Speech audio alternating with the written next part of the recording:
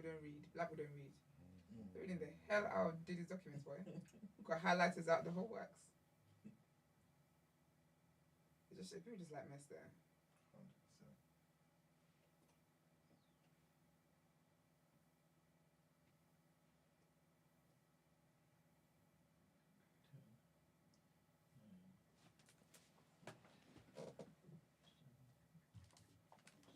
When you told us that you have it like a sandwich, you double Budden. I ain't never done it like this before.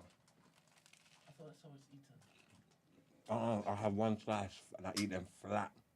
I'm a psycho. That's how I do it. Hmm? That's how I do it. Yeah. Toast it, almost like it's like normal cheese and toast.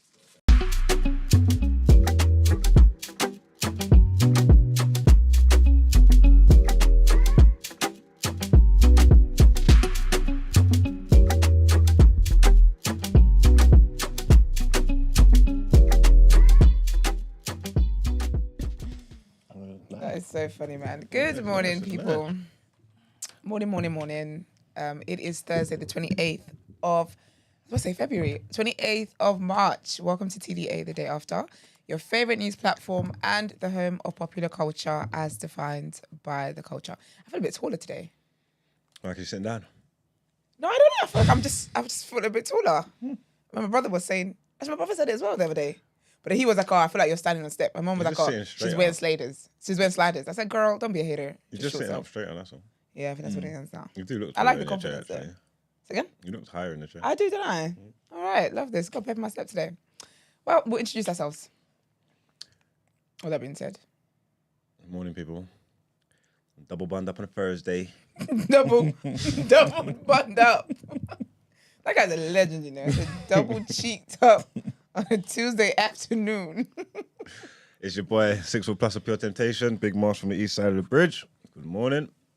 As always, your favorite shade queen, my own royalty.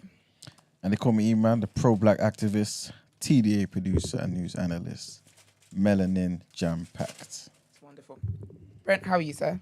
Morning. I am blessed and highly favored. Thank you Sorry, very much. quick question. What's your favorite Christian holiday? I don't have one. I don't celebrate them. Hanukkah. Wrong religion. Oh, shit, sorry. I was thinking You were so keen to answer as well. That ain't it. It's got to be Easter. It's got to be Easter, innit? I love Easter. No, not Christmas. Nah. No. Yeah, Christmas got too much stuff with it. yeah, it's true. I don't have to cook anymore. I'm just done. Mm. Yeah. Easter's my favorite time. Okay. For Easter. What's yours? Yeah, Easter too. Yeah. Something about Easter, man. Yeah. Easter slaps. It seems All more right. serious, isn't it? Yeah, it's just more very like, reflect. You know, Jesus dying, rising. You know, are you meeting him where he should be meeting you? It's a whole thing. It's very. Do you only eat fish on Friday as well? No, but I found myself last year. I happened to eat fish on Friday because I went to this Caribbean place. It was lovely. What's the grilled fish Caribbeans make? It's like sunbream. Is it red beam? Sea bream, maybe? Yeah, that. Oh, Sea bream, sea bass, snapper. it's a Caribbean place. I think it's called Flavour actually. It's in Brixton. You know you're not supposed to eat meat on Good Friday. They say that, but in Nigeria they eat. Was it goujon? Was that? Chicken goujon. No. No, it's not. It's a type of beans. No, it's not goujon. Then my bad. It's a type of beans. Fraijon, something like that. Oh, no, you don't. I hated it. It just looked like fake Ewa going. It wasn't it, man. It wasn't it. I don't think I've ever ate like livestock on a Not livestock. on a Good Friday Poultry. Well, in my life. Really? Only swim around. I'd definitely have eaten rice stew, beef stew on a Good Friday. I feel like I probably have too. I definitely have. But I can't think of. But I must have. I know I have. No, for fact. my mum would cuss me out. And Yeah. that's true. We don't- My mom wouldn't make it though. No, we don't follow that though. My grandma used to take that seriously. Obviously, religious practices, man. No one cares. We are out here eating fish, but I'm sinning in my heart. God don't care. Cost of Go living. eat the meat. You probably spend about £300 on fish. Yeah, fish is Yes. expensive. It goes It's on. bloody expensive. All types of fish. I do want to eat fish tomorrow though. I'm good at my friend, and I want to eat fish. I might go back to the same place I went to actually. I might do that too, you know. Yeah, I guess you can't eat fish. Toadfish. Oh boy, stop. Sorry, what? Eat some mushrooms. Whole fish. Fish, yes. That tofu, but fish Shaped version. like fish. Or just in the shape of fish? Um, Has this even been invented? yeah. This one vegan shop. Tofu. I never had it. Yeah, but it's before. in the shape of fish. I don't know if it's in the shape of fish, but I don't know. You don't know, no. You don't sound like you know. I've Nah, never you tried don't. it. Yeah. It just feels like vegans are just in the kitchen just being silly. Why that? Is that the fish? Tofu. Tofu. There you go. Very nice. It looks like a battered Fish and sausage. chips. Like a battered beef sausage. That is foolishness. What am I talking about? Of course, I've had tofu fish before. But where I had it though, it wasn't called tofish though. But it was like a fish and chips sort of thing, Oh, okay. and it like the texture, everything was just like fish. Really nice. Okay. That's exciting. Love that for you. Love that for you, indeed. Yes. Yeah, well, It comes without the mercury. happy Good Friday, You know now. what I'm saying? Imagine, I wonder if there's gonna be vegans in the new world, like in heaven. Like, is that a waste of God's time? Because That's what the the hell? only thing that will be there. I hope not. Adam, I want some prawns. Because you know, like obviously, when you read in the Bible, when they went to the promised land, and there's like 6 of them carrying one grape. I look forward to eating strawberries, especially the mangoes up in heaven. I know they're gonna be lit. So there's certain things I'm looking forward to eating, but I just know the prawns on earth here slap.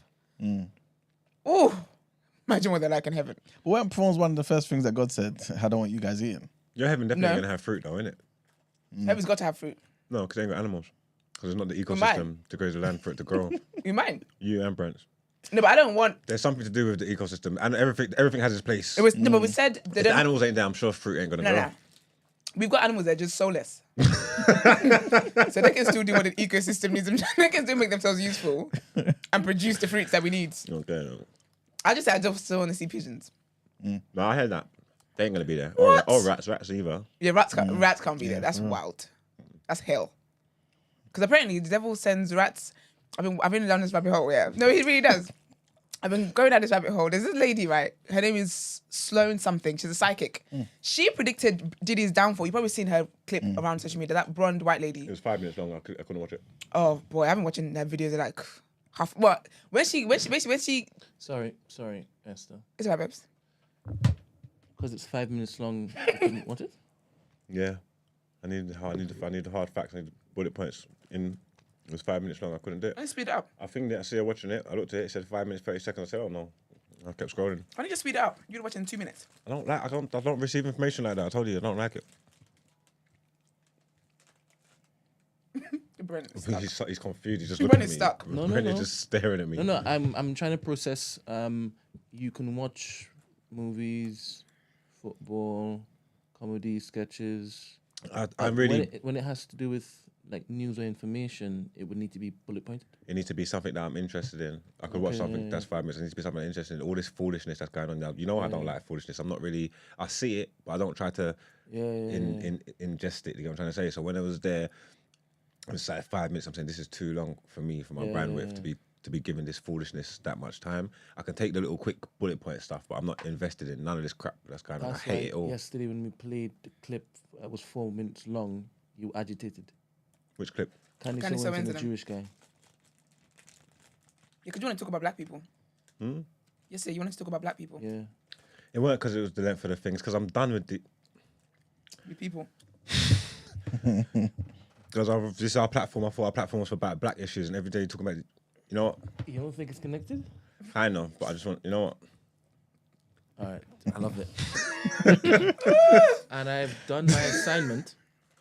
I have a few things to say. I've done my assignment on Ali Sadiq. What do you think? I will get to you just now. So finish what you were saying, Esther, because he cut you off. Well, you know, I can't remember. All right. Then. There you go. It's fine. So, let me just say good morning to the chat crew. Sorry, I do remember. All right, go. So sorry. No, it's a psychologist woman, isn't it? Good morning. Yeah. I can feel it. I can feel it. I can feel it. Yeah, so Lady Sloan, right? So basically, she's a psychic, and she kind of sometimes she gets people to speak to her. She knew Michael Jackson was gonna die before he died, but she didn't know, like, she didn't understand it. So she said she was out for a run, and she just a voice basically said to her, Michael Jackson's going to die. And so she came in to her son's like, oh my gosh, Michael Jackson's gonna die. A few days after he died, she Lo and also behold. had Kim Porter talking to her, and essentially Kim Porter was basically like just talking to her and whatnot, like kind of channeling her, whatever her energy. Because she talked about like how a lot of us are energies. She got one on Takeoff as well. which is actually very sad and very sad and disturbing. But so the Kim Porter one, she talks about that, and she actually was talking about Diddy's time was going to come, and she actually gave the date. She said it's going to be around the Easter time, and and obviously that happened this week, the Easter week. So like she does stuff like that. Has she given an outcome of what's going to happen with the Diddy thing? She said he's done. Basically she said she keeps seeing, well, in so many words, but she keeps basically seeing that his mouth is shut, but she can't, like it keeps coming to her, but she can't understand what that means. Because she was like, she's like, I just keep seeing that his mouth is shut, can't talk. So she was like, it's either that something's going to happen to him where he's actually incapable, kind of like a vegetative state, essentially, or they're going to try and shut him up permanently. But she was like, essentially, he's obviously part of the foolishness, blah, blah, blah, but he's not the biggest fish in any of this. Of course not. And yeah, he's done a lot of evil that essentially he's having the day he deserves. From the outside looking in, it looks like there was like a loose thread on a jumper and he was like just doing this, Yeah. And soon He's going to be naked. his midriff is going to be showing. Not a midriff. I love that word so much. Yeah, man. It's like, but she's very interesting. It seems inevitable. Yeah, that's what she's basically saying. That Have you seen the guy for Jay-Z as well? No, I Yeah. don't know. They are on his ass. they are saying Sean is worse than Diddy. Serious? Yes. They are on him. Yeah. I don't know whether that's just the internet or if there's any substance behind it. I haven't watched the video yet. Like. She's got video on Jay-Z though. I haven't watched him yet, but I'm gonna watch it. They got him hugged up with a young girl and that. Anyway, innit? Aaliyah. Remember, he was chopping Foxy Brown from when she was young. So these men got previous. And apparently, what was it? Someone said something about Aaliyah. I can't remember what it was, but she channels Aaliyah as well. But it's just very. But the thing is that they come to her randomly. Like, she doesn't sit there and be like, "Oh my gosh," because when she was doing Takeoff's one, she was speaking about somebody else. But then Takeoff's energy kept coming to her. But she was like, "There's a rapper." She's like, "I don't know. He's just whatever." But she was like, "For some reason, I'm thinking Offset." She's like, "Maybe it's Offset. Someone Offset knows." So she didn't know about Takeoff essentially. But when she did his, it was actually very sad. But how come she knows? Like, why is it the black people talking to her? Why ain't George Michael talking to her? No, I think that she's probably got white people. She definitely got white people. Like, white people are the originators. Saying why she's just all in black business. No, You know what I'm saying? no, but the originators of it, because she basically is saying that is the music industry is music industry is dark, and she's saying that essentially they use hip hop. They're using black people to do their foolishness, their deeds and stuff. So yeah, I'm sure the white people are definitely in the videos. Obviously, I don't care about them. But I'm definitely down the rabbit hole watching her video. She's very, very interesting. All the things she's talking to are demons. Good morning. Sorry. That's where the Good rats morning. came in. When I'm so sorry, babes. 1 second, sorry. When she talked about the rats, who was it? I think she channeled. I think it was when she did Diddy's thing or something like that. Something anyway. Someone sent rats to her. That's why that came into this. They sent rats to keep eating her car wires or whatever. She fixed it. Then they found dead rats in her car. It was a whole thing. Like she went to the garage like 3 times. It was a whole thing and just rats. But she was like, how that's what they do, as in this world. Yeah. They send like rats and bats and stuff like that to you. I said, boy. So yeah, ain't no rats in heaven. Morning. Who are we speaking to? Morning. You're speaking to Down Bad Donnie from Canada. If you remember, it's been like 2 months.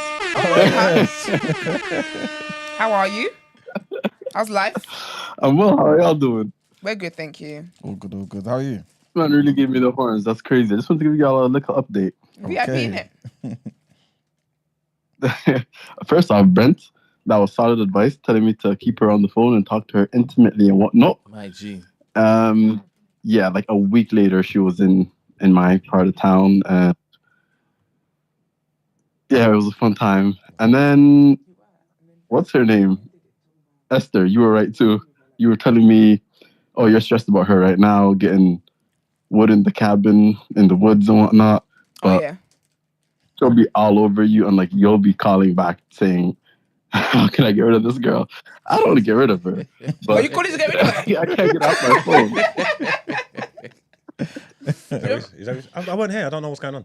When you hear his girl went to the cabin, maybe you went actually. No, he wasn't. And he did say that. I ain't heard his voice before. Emmanuel said it would be nice to basically have I been heard here Ma- so that you can give advice. yeah. You'd have told him to leave the girl alone or something. Oh no, but I ain't heard this voice. So I I push had no for clue love, what's and going on. now here we are. I could give Margs a little rundown if y'all Oh, want. please do. 1 second, because I can't. Okay, so Margs, I was talking to this. What's up? No, go on. He just had to get himself in a mode. So I was talking to this babe, and we were trying to meet up and whatnot, right? And I was trying to tell her, like, come visit me, yada, yada. And she wasn't having it. I'm busy with work, da, da, da, da, da. Anyways, midweek, she calls off from work. She calls in sick to go play footsie in a cabin in the woods. And I took that personally, pretty much. That's our border. And then- Sorry. That's our border. Don't you dare say she went to play footsie. She went with her friends to the cabin. But he felt like she should have taken time off work to come and see him. But he's also 2 hours drive away it's just... Wait there, so she's busy, and then now she's in the cabin in the woods. with her friends. Okay. Yeah. I mean, Okay, cool. yeah. But she's not playing footsies. I mean, So I took she's that definitely... personally. Yeah, I took that person. She's lucky they're in an axe murder in the forest. Anyway, go on. Anyways, yeah, so I just called in and I was just like, yeah, how should I feel about this? Let me get some advice right quick from the killie them. Thank you very And much. yeah, So what advice that did you was get, their sorry? advice. The advice I got him calling Sorry? today happy. What advice did you get, sorry?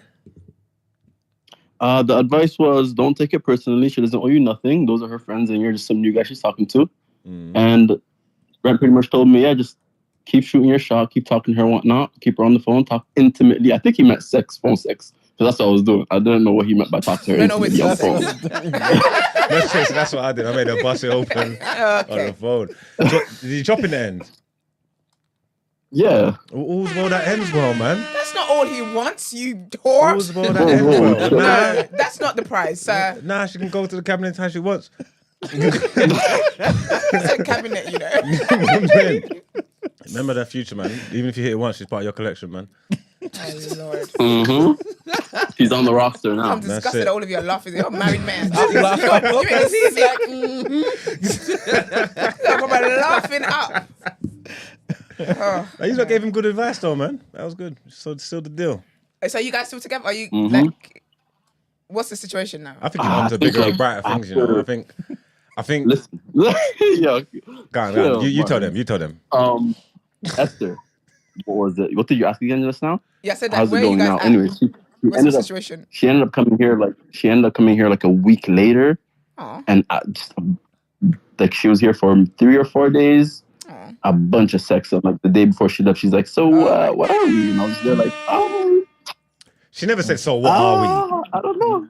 Do you know what's mad though? Do you know She what's said, mad? what are we after the 4th day leaving? No, but wait though. I would have said, I don't know, No, but do you know why he was Homo very sapiens? We are human beings, What are ma'am. we? We are human beings, ma'am. What the fuck are you talking about? No, but wait. Am I wrong in that? When he told us the dilemma, yeah, he was like at the end of it, like talking about like, oh, he's not even trying to be serious with her, something like that.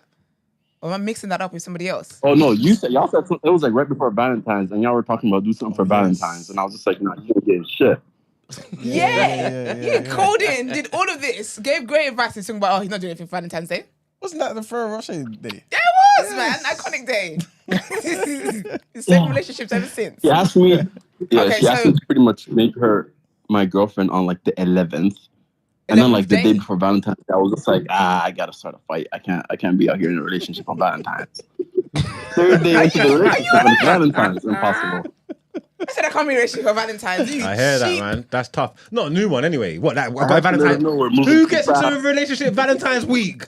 What? Men with intention. Valentine's week? Yes. Oh, my God. That's how you know he means it. No, Actually, well, no, some people are Oh, scammers, but so forget that. this is a win because that's like her birthday and Valentine's and our anniversary in the same week. Yeah, she's cashing One out. gift for all three. Yeah, she's cashing out, boy. This man is an economist. That's what I say.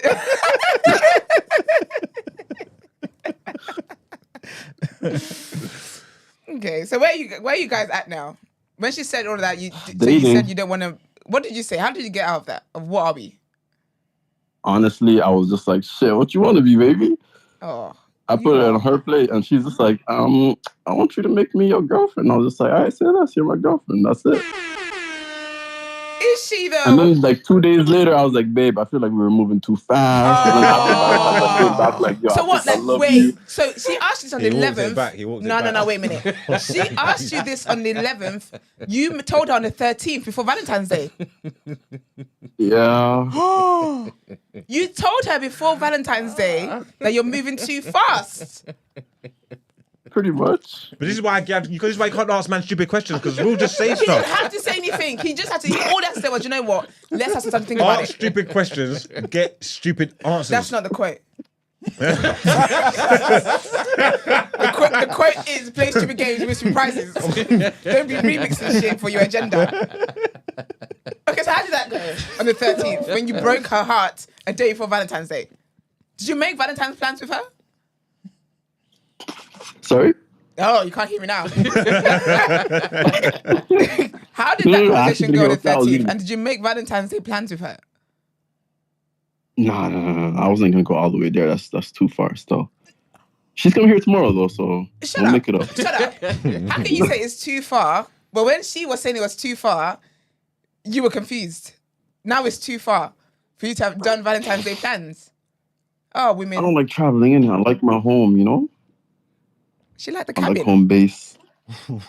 She also liked the cabin. She can go now if she wants. I don't mind. Anyway, so you guys are doing talk. What? This is the last time you get to call here. I can't believe this. No. So what are you guys doing For now? real So you though, guys are just doing talking stage? No. We're actually dating. I've gone over there to see her twice now, and How this long is has her this been? second time coming back. When did you call again? He's doing It's been good. like He's doing good 2 by months himself. now. He is. Wait. It's been 2 months now. When was it that you called it? When did we have this conversation about? This is February, This wasn't it? conversation was like beginning of February, yeah.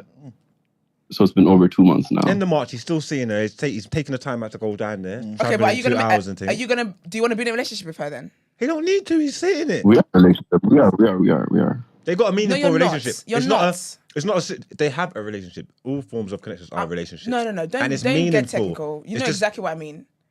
They might not be boyfriend and girlfriend, but they That's have what a I mean then. meaningful relationship. Okay, I don't care about meanings. Do you? Are you no, gonna she make is her my your girlfriend? girlfriend. Do you have any plans She to make is, her your she is. girlfriend, Oh, she or are is. you just No, coasting? she said she is is. my girlfriend. That's I thought you just- said She you is, broke she it is. off the 13th of November. Yeah, but now he's back. Oh, Yeah, and then the she needs to have some 15th, I was class. like, baby. I think that was a mistake. The what? We need to get Man back. said on the 15th. He said, baby. And she took it back. Oh, Evidently. Oh, send her my Instagram.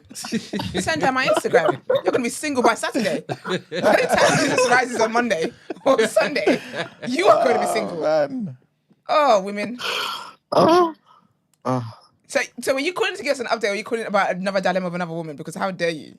Oh, that's it. I found mine for now. She's I'm not mine. convinced Hopefully, that you're actually like this. I'm convinced that you're saying all of this because Because Marx is here.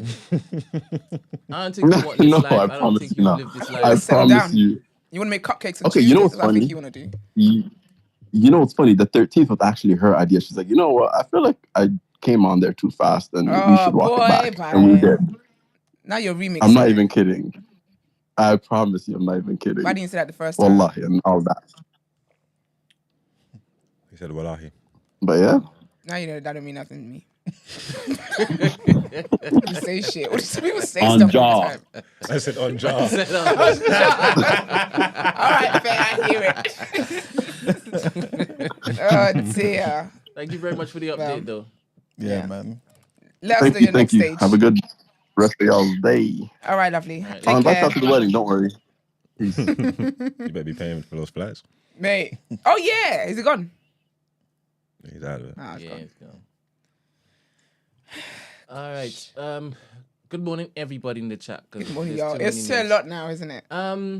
Quick question before we go into the comments and then into the headlines. With all of these celebrities popping down, right? Popping down, as in dying, or popping down as in their yash is being shown. Yeah, they've been getting rid They're of. getting got. Yeah. Do you think we're moving closer to the end of celebrity? Because Do you know what? easy now. Obviously, social media is allowing us to just slap people left, right, and center, right?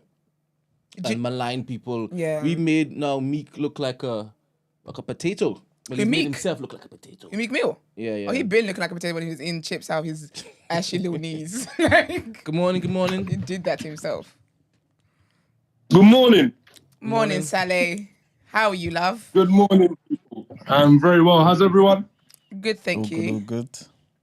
Fantastic. Brent, Hello? I heard you mention Ali. Brent, I heard you mention Ali Sadiq. Yes. Yes. And I wanted to get into this one because he's actually one of my favorite comedians. So he's now my favorite. In the Is world, he? in the world? Because Swear to God. he does something over nobody Dave else Chappelle. I've seen nobody else do. Do you understand? You just told me what I Which told one you. did you see? Do you remember me telling you this? Wait. You told you just Yeah, looked you me in my said- face you and said- told me you what I said, just told you said, Brent, there's gonna come a point in time in that second clip, and you're gonna be like, you'll know what I'm talking about. You're gonna see something you've never seen before. I've never seen this before. And the fact that he even pulled that back. Yes. Because I was sitting there, by that time, I'm locked in, yeah? Yeah. If I wasn't so real, I Yeah. would have been crying. Yeah. But it's just because I'm just such if a I real was nigga. there, I'd be like, Yeah, if I wasn't like one of the realest niggas that ever existed, I would have been crying at that point. You know what I'm trying to say? And then I started thinking, Wait, how do you pull this back? How on earth do you pull this back?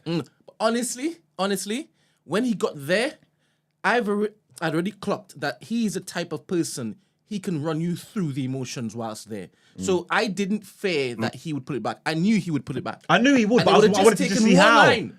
It was just literally just one line, and it made me laugh as well. I was like, this guy's pulled it. 100%. So But anyway, so we'll start from the beginning. sorry, Sally. Go on. wait, which special are you talking about? Domino Effect Part 2. Okay. Have you seen This Is Not Happening? Not yet.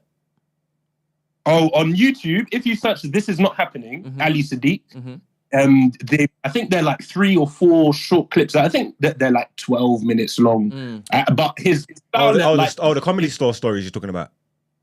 yeah, those ones. Those Mexican guard on boots. Mexican Golden Boots is one of the funniest stories you will ever hear. Have you found that yet? Not yet. It's one of the best stories you will ever honestly. hear. Like, it's so funny. Have you heard the one about where he's talking about where the guard disrespected him and he was going to kill him? Yes. Oh my God. Oh, This ain't gonna be my good, brother. God.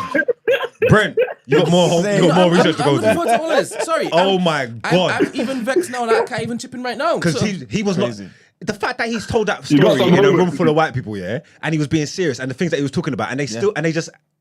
I can't even explain what I'm trying. It was mad because he was being serious. He was talking about. It's crazy. And He's he knew literally when he said he was talking going to about. kill that man, he wasn't joking. He meant it. He meant it. He was telling them like how he he's felt at the time. He was literally going to talking about kill how that he man. wants to murder someone. He's talking about how he wants to murder someone, and he still makes it funny. And then he told them the story And about it's how like- he it's a tried to really kill him. Like how he actually tried to you're do it. laughing. You're And they were laughing about it. He's the truth. This is why I'm saying that he's my favorite comedian. I told you, he's my new favorite person. My new favorite. He's crazy, and what it is because he's just so raw and authentic and honest. And you get to the point. It's like how I feel with certain rappers. Yeah, you see when I get that, there's certain rappers that, regardless of their skill set, it's their authenticity in it. So you see when I believe every word they say, the words hit different. You know what I'm trying to say? There's something that you might think is basic, but I believe every line you're saying, so it hits harder. I don't think, and it's like I was talking to you about when it was with who was here, the comedian? What's his name again? Sorry. Travis. Travis J, and I was asking him how much of the stories are true and how much sauce do you put in it, and they said they all put sauce on it. Yeah, I don't believe there's not there's minimal sauces on this man's stories. This is plain I food. love how they kind of spliced in the couple of people who he was actually referencing in the Talking, so you to reference it, so you know this is real life. He's not. And then I've now tried back to the first episode where he talked about just shot the guy. That one. And then I'm is thinking, insane. wait a minute. So, Wait a second. Did you see how quiet the room went when he said that? Because they didn't know what to do. He said, he said, say my man, what's your name? He said, nigga Quincy. But. The crowd went, oh. And then what was funny is because he just left it there. And then 10 minutes later, he came back and told the story again. He said he's walking over and he saw Quincy and he said, this nigga ain't dead? Like, he said, wait, this nigga lived? I said, nah, this guy's the coldest. I love that. What's your name, my man? Say my man. What's your name? I loved when he also split what he said. It was 2,300 that he had. And then he bucked that guy. He said he probably had 1100. Yeah, And then he gave him 8 for doing something, and he came back and said I had 1900. Yeah. He said you know, I was like, Yeah, when you done the math, he was like, so you did have 1100. He's like, he knew me. He's like, he knew me. From beginning to end, all of this is scripted in his head, as in how he's going to basically drop little things that we might see as a slip up. Yeah. But he just comes back and just drops it. Nah, it's all planned. The guy's a genius. There's a bit, where he's saying when he He's went a back to the criminal yard, genius. after they duct taped him up here, and then they're in the yard, and he's saying that Charlie was mad with him because Charlie's trying to wrap the yard. He said, he's just dead, just duct taping him. Fuck him. I'm just saying, what? He's just duct taping him up, saying, fuck this, to get back. Listen. I don't even know if we're doing a good job of explaining this, because we know what we're talking about. We're not. No, we're not. That's Let's good. go back No, to no one We're can. not spoiling it. Okay, Yes, that's true. Sam? Yeah. No one can. He's the only one. He's the only one that can tell these stories properly. If you like stand up, and it's not even, he's not funny that to say like it's punchline, joke. It's storytelling. I don't think and I you told like you, stand-up. Yeah, it's when I serious. said, Yeah, I said it he's one takes of the best storytellers I've ever seen. You said something about Dave Chappelle, and I said it is a conversation. Yeah. That is not a joke. Yeah. That is not a joke. It is a conversation. Whether he's a better storyteller than Dave Chappelle, Yeah. he'll give that man a run for his money. Yeah. 100%. He's the coldest. Yeah. And he's doing skits too. Yeah. Yeah. I watched some of this Nah, and think, hey, this is good. I didn't think he was the complete guy, because obviously I'm now finding out about him. Oh wait, there. I ain't seen none of the skits. You know? He's doing skits too. I need to see them. You like this Where's he posting skits? on his YouTube Where's he channel, posting skits? Oh, YouTube. Okay. and he plays Okay, each of the I know. characters. Oh, does he? Yes, in the skits. Okay, so I need to go. I really like this guy. I really like this guy. I knew you would. I told you. Yeah. You know, I'll never stay down the wrong path, No, Brent. but I love that second part 2. I loved when it is that, because the title was lost. I'm like, all right, cool. Where you going with this, right? I relate to that. I relate to that so much. my He's the goodness. most relatable comedian I've ever come across. Even that whole second, I relate to it so much. Like he lived everything, and even though he's probably done it before, each time it is, I'm guessing, he feels it again, like he relives it. It's like he's forced, like Groundhog Day, and the real emotions pours out. Yeah, it was. Ah. It was heart wrenching because you And could just. now, I was you could just watching see, him- You could see. I haven't seen part I 2. was watching him on a watch podcast. I was watching him on a podcast, and he was talking about how, like, loads of different comedians, when they're telling their stories, like he doesn't really need to practice that much, because he was actually there and he's not mixing up the story. So every time he tells the story, he could tell the story 10 times, but it will sound different, and he's talking about different things because at the time he's telling it, he's just thinking about different things. But it's always the same story, but with so many different, like on one time he might talk about obviously like the blanket that he put around his shoulders, or like something like that, and focus on different things. Can't lie, Ali Sadiq is the truth. If you haven't heard any of his specials, I would highly recommend. You just Highly need recommend. Domino Effect 1 and Domino Effect 2, and he will. I He believe make you a believer. he'll convert you. Yeah, 100%. I believe he'll 100%. convert you. Like, and you need to But watch. You need to watch. those You ones need are to a watch bit one. longer, though. You If need to watch people- one so you learn the characters. So when he's talking in 2, because in 2 he just goes off, innit? Yeah. Like, and if you don't know the characters, then you won't know what he's talking about. But like, No, even no, the story it- like when he bucked but Charles, the- and Charles bucked the Desert Eagle on him, Oh. and it's like, and then he was like. And he backed his little thing. Man was like, oh shit! So it's like, what's not? He took his burger off him. Said, I like you, nigga. Hey, you know me. Man said that. Then he called him on the move. He said, "Come on, man. You just gotta hold your gun. You know how you move with the gun. You get me?" Man said, Oh my goodness, we're not lying. Everybody, the sound of our voice, I beg you, go and check out Ali Sadiq. Is it Domino? Not Domino. Domino Effect. Yeah, Part 1 and quality. Part 2. No, Quality, but I would man. say, because YouTube, yeah. the domino effects, they're quite long. They're like 1 hour, 2 hours. What is this? If What is this? someone's looking for What's that mean? What is it? What does it mean? What? If Obviously, you as a can't do production- this, you don't deserve. I'll be To be honest with talking in you. the same- The first one's hour 20, and I think the second one might be hour 20. Hey, Yeah. it means nothing. I didn't know it was by the time that felt like 20 minutes me watching that, because it's just like he sits down. Yeah. And his style's dope because he's never standing up. He always starts in the dark room. He's just sitting down and real comfortable, yeah. And he just starts talking to you, and he's just talking and he's telling a story, yeah. And then I don't know how many minutes it takes for you to get engaged, but once you're locked in, you're there, and you just let and it just flows. It And don't remember, feel long. It's everyday. Some parts are everyday characters, so we are relating to the mother Yeah. and her how she acts and this. So you're gripped right from the very beginning. His dad sounds sick. And 100%. he was living like that as a 10-year-old. I said, It's bad. Oh my God. But my company said, yeah, I'm going out of town. You're like, what? I'm going to go to school. I said, you're coming with me. So what to go to school? and they made him. He was 10 years old. And they made him run the trap house. Crazy. And then getting upset with him while he's sleeping in school. Why are teachers calling me telling me you're sleeping in my school? goodness. He's like, because the damn door was kicking off all night. And he was like, oh shit, it was popping like that. Oh shit, it was like that.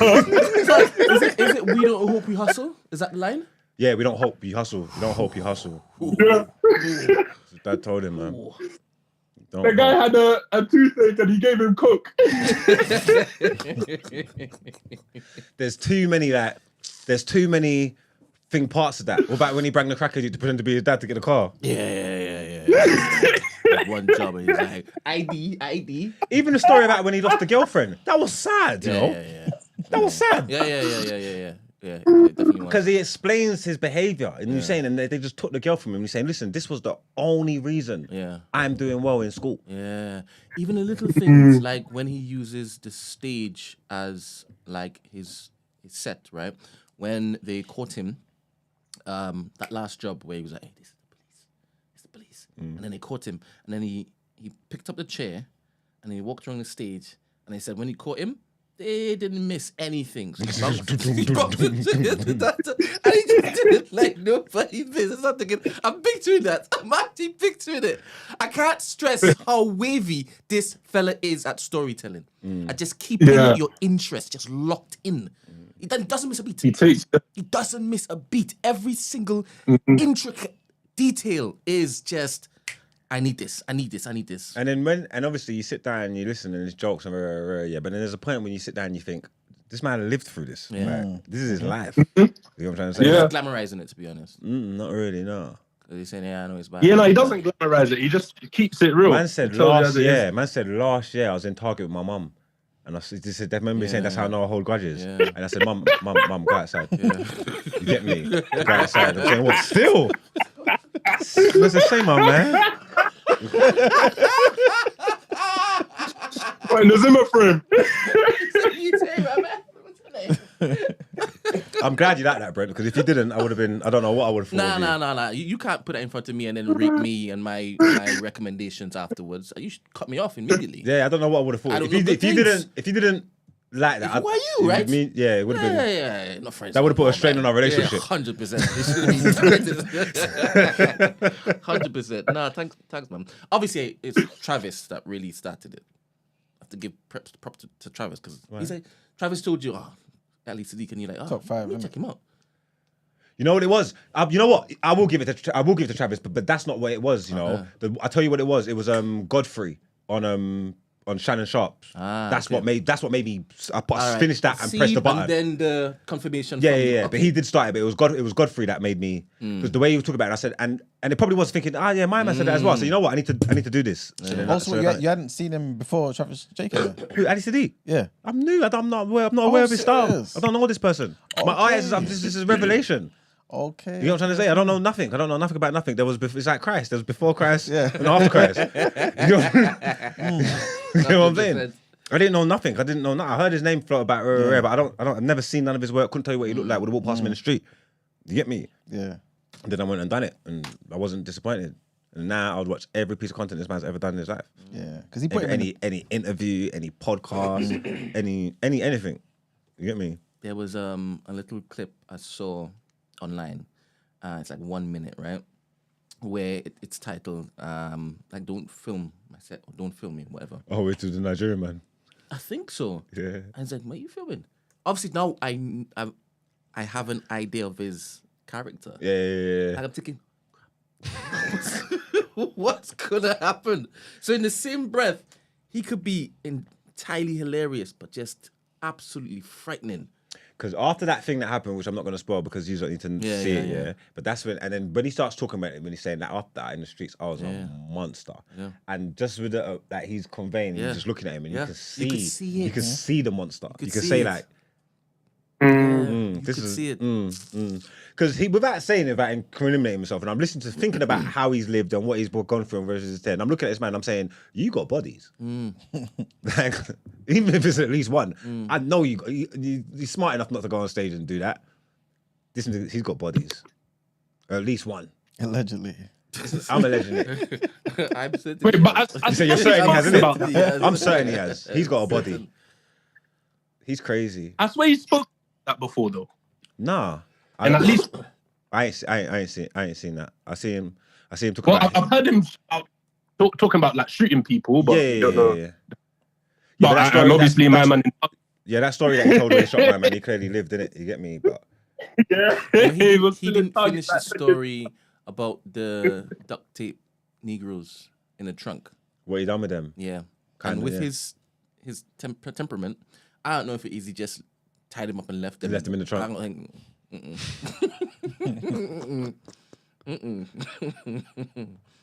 But these are all jokes, entertainment purposes.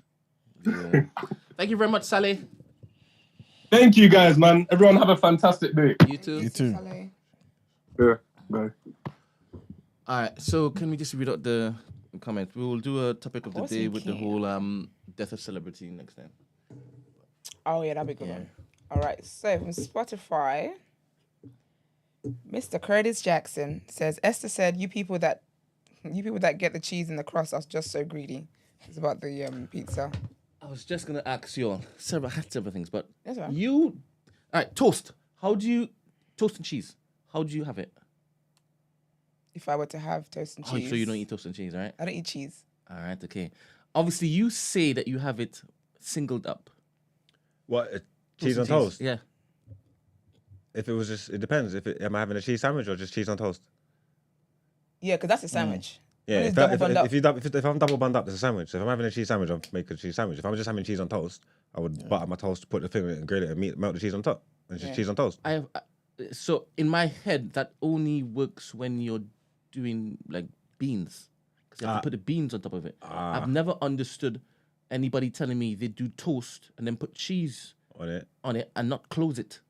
What was that? No, close it. Yeah. But I hear it there. It's just bare open. Yeah, but because that's how I eat bun and cheese. It's open top. I guess because you never melt the cheese.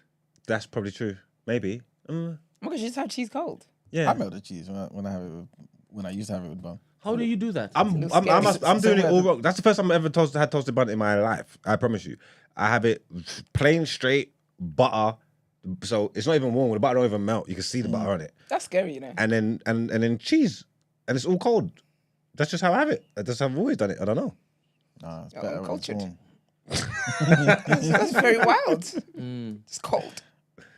That's just how I've always done it. I don't know. Grilled cheese sandwiches. It's in my head. It's just toast and cheese, isn't it? But you've in my head. You're now telling me that each time it needs to be a sandwich. Then that's when it is that you double it up. But otherwise, then Yeah. I've never eaten it like a single. Yeah. Yeah, I have. Because like garlic bread, it's like open top. You don't need to close off garlic bread or cheesy garlic bread, but you don't like cheese. But you get what I'm saying? So with the garlic bread, how do you melt the cheese? It's put it on the top and in the grill, and just like you do the toast, it'll be open top. You don't need to cover it off. I've never made garlic bread. But you've make garlic bread? bought it. You've bought garlic bread with cheese and seen how it comes. I haven't. Oh, okay. I haven't. Are you talking about from Pizza Hut? Yeah, wherever. Yeah, garlic bread is open. It's You don't open close top, it. innit? That's what I'm trying to say. You don't close garlic No, bread off. I'm aware of what garlic bread with cheese on top looks like because it's in the pizza place. Yeah, but what I'm trying to No, say even is... at home. How Yeah. do you make it? So when we've done it, we just have ciabatta bread, garlic butter, put it on it, put it in the oven. But you don't close it. It's just a single. Okay. Yeah. Okay. I feel like closing is it's greed. That's a lot. But that seems like it's if you put cheese on both sides, Yeah. you can't close it now because you've made it a double. Yeah, but then you don't put cheese on both sides. You just put it on top of it. It's just always on one side. Yeah, so what I'm saying is if you've done that whole ciabatta thing, because the Yeah. ciabatta you cut it in half and it's boom boom. Yeah. Each of those are its own sandwich. If you put cheese on top of it, you can't now close it. Yeah, you because can't, it's yeah, a 'cause double that's thing. two. It's Yeah, just yeah. Excess. Yeah. Yeah, I Basically, understand. I understand that. All right, cool. Sorry. Oh, Spotify. Yeah. So Curtis says, Esther said, you people that get the cheese and the crust are just so greedy. Damn, babe, why you say fuck me for? He said, just shouting in the morning anyhow. Well, that's what happens when you don't send me love letters, Curtis. Shade345 says, I think the loudest voices in popular culture and those who follow accept the N-word, but I believe the majority of general public do not accept that this word is used widely. What narrative is loudest? Oh, okay, so so essentially, yeah, the people in public culture and whatnot use the N-word, don't see a problem with it. People that follow them and listen to them don't see a problem with it. But there's people in the average person in general public doesn't use the word and doesn't think the word should be used. So it's about like whose voice is loudest, and unfortunately, it's gonna be the people in the culture and stuff in the media. There ain't one full stop in that, you know. None. That's amazing. It's bare back in life. D says, I'm confused. Iman needs to do a segment explaining what beliefs he holds. I thought he was Muslim, 5%, now Christian. Isn't a Muslim the 5%? No, they're separate. Oh, no, that's another religion. Watch when Passover comes, man. Who? Passover. Oh, Lord. Got my yarmulke ready. Impossible Jewish. Exactly. Red, black, and green. If you come in here, I swear, I will single-handedly kick you out. But no, thank you guys for leaving the comments. We appreciate it. Keep leaving your comments on Spotify. We'll keep reading them. All right, let's get into. We've got so much to talk about today, you know. So much. Putin is playing with me.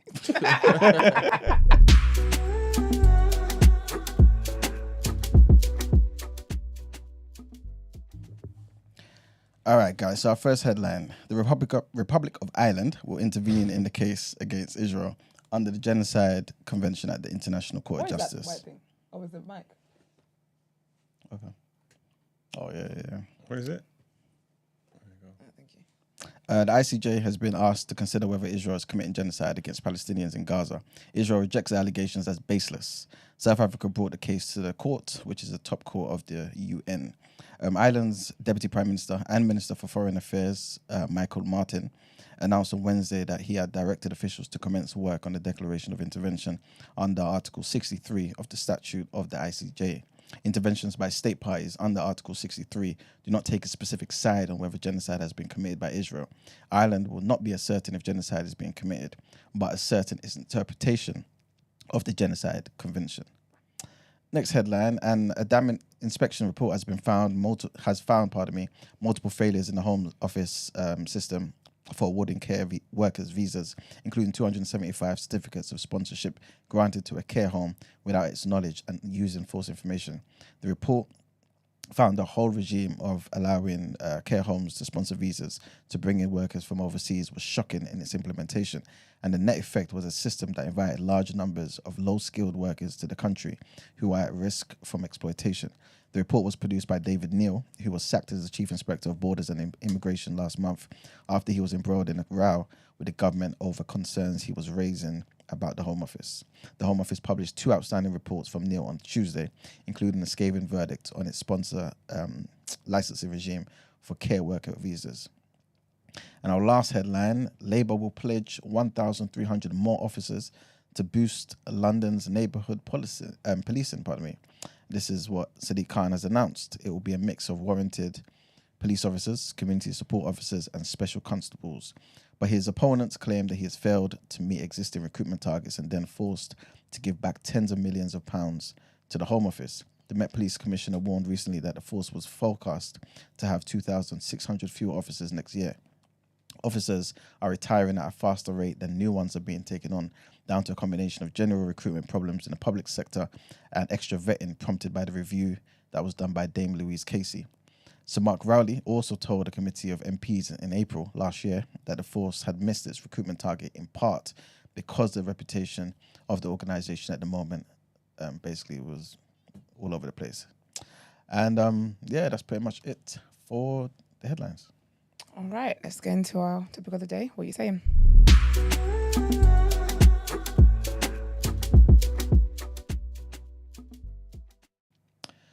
All right, people. So today's topic of the day, yeah. I don't want us to spend too long on it, but it's kind of two separate scenarios, two separate areas of life. But the question still remains: like, is this self-hatred to you, or do you feel like this is just preference, and maybe there's some good justification for it? Obviously, no one's a moral judge of anybody in it, but just based on your own perspective. Yeah. So, Brent, if you don't mind, play the first clip, yeah, and tell me what you guys think. It's a short clip. We play it maybe twice, so it really, sets in and whatnot.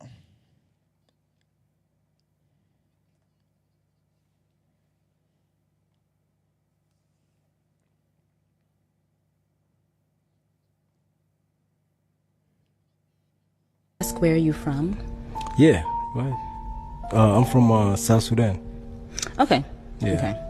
Yeah. I mean, I'm African, but honestly, I like Americanized African men. He's just a little too African. Not in any insulting way, honestly. I'm not, if you know me. Surprise. That's acceptable. Not at all. So, what made you say he's too African? I think the strong facial features, yeah. Okay, and which part of Africa are you from? I'm half Kenyan, half Ghanaian, so I'm like East and West. Okay. All right. Thank you. No problem. She even has an accent. Okay.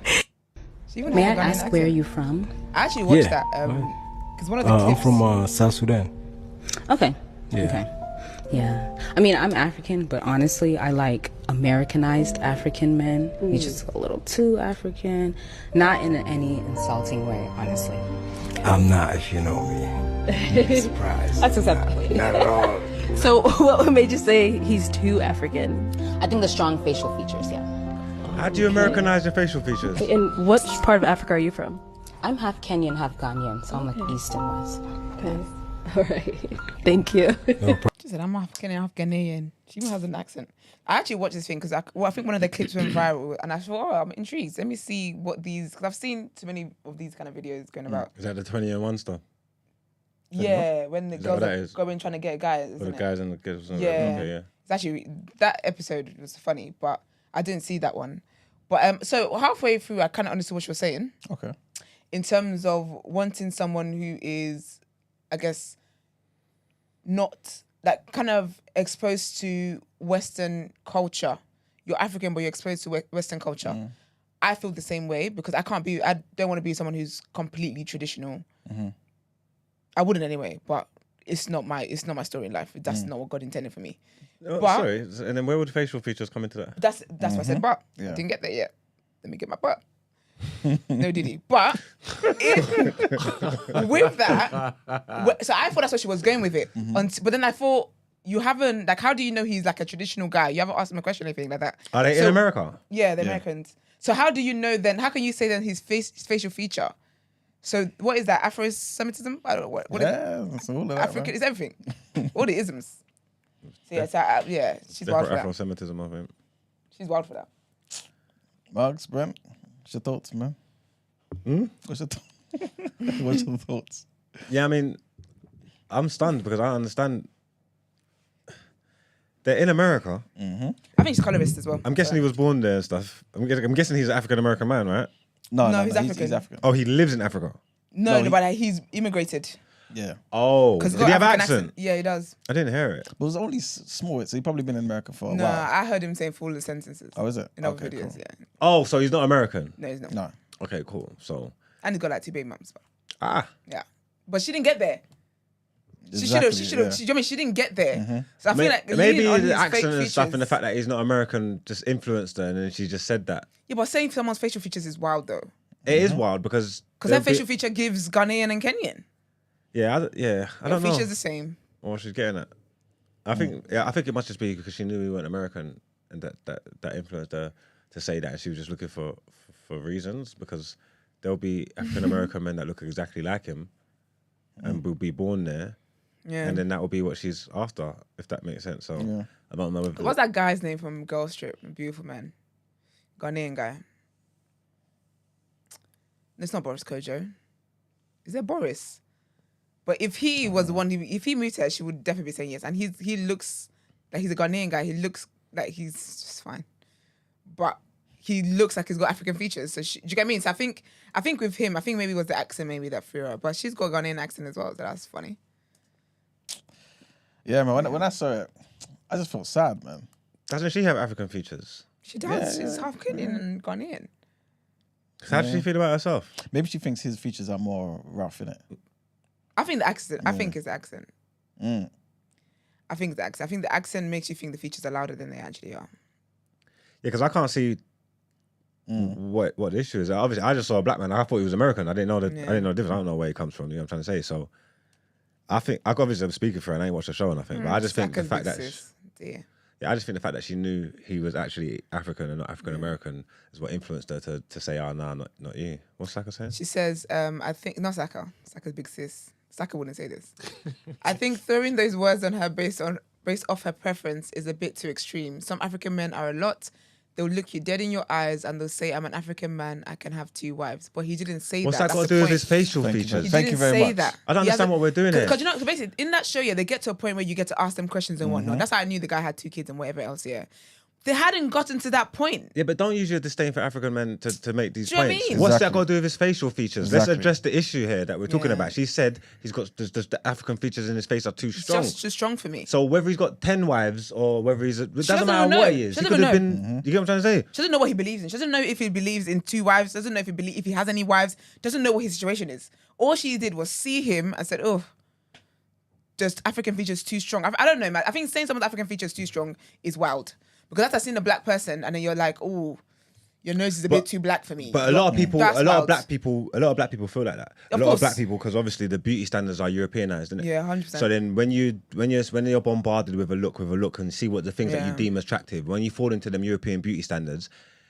African people don't naturally have those things. You know what I'm trying to say? attracted to you. And that they don't look attractive to you. You think it's, you know what I'm trying to say? Yeah, Then you 100%. start talking about people's noses and stuff and rest of the hair, but then it's like, this is black noses. Yep. So I don't understand what you want to do. This is how we're set up.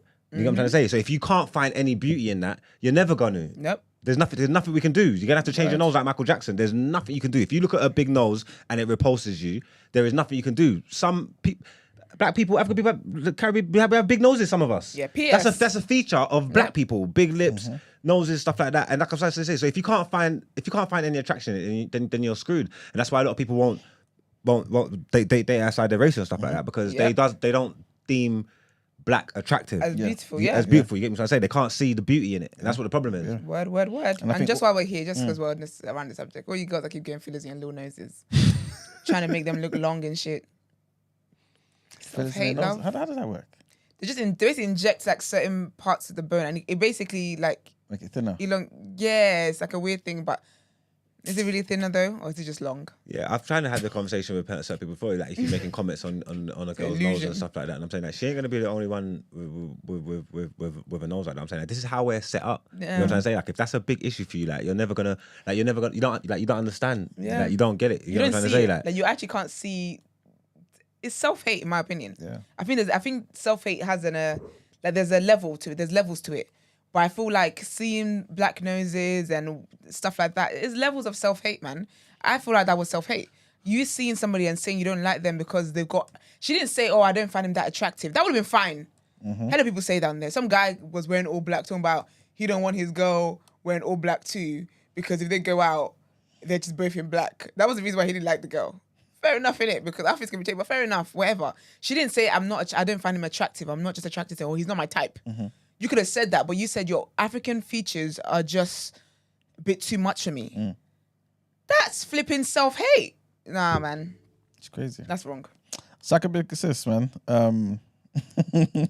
What you say now? When I've asked her to call up, she said, "What? So the chat can eat me up? No thanks." Oh, is that right? Stand on business, man. This is what you believe. This is what you believe. What's it got to do I with always find everybody that else funny thinks? because some people like, not you, girl. You know, if the shoe fits, everybody involved. But people love to throw their opinions and whatnot, and talk and chat. What is that? Meek Mill said, Twitter fingers turn into trigger fingers, whatever everyone's doing. But when it comes to getting on stage now, we're nervous. Well, don't worry, you don't have to call up. I'll read your No, comment. you don't have to call up. She said it's her preference. The heart wants what the heart wants. Oh, shut up. I don't know what the heart got to do with this. Listen, it has stupid. This is what it is. Yeah, this is the problem So because how it's come the same you way. don't play devil's advocate on this time around, Emmanuel? Why don't you? argue from where Saka is coming from. Saka's big sis. Yeah. Saka's big man. sis. Yeah, man. They're gonna make a distinction. I don't know. Maybe I think I'm just love struggling, Saka. man. And maybe because when I first heard it, saw it, I don't know. I just felt sad, man. I just felt down a bit. Honestly, I just thought, what's going on here? You said that because you know what it is. Because the reason why I'm coming at Saka's, I'm not coming at you to be fair, but the reason why I don't agree with what Saka's big sis is saying is the same reason why when guys come and tell me, "Oh, a light is my preference, a light is my preference," I don't buy that bullshit.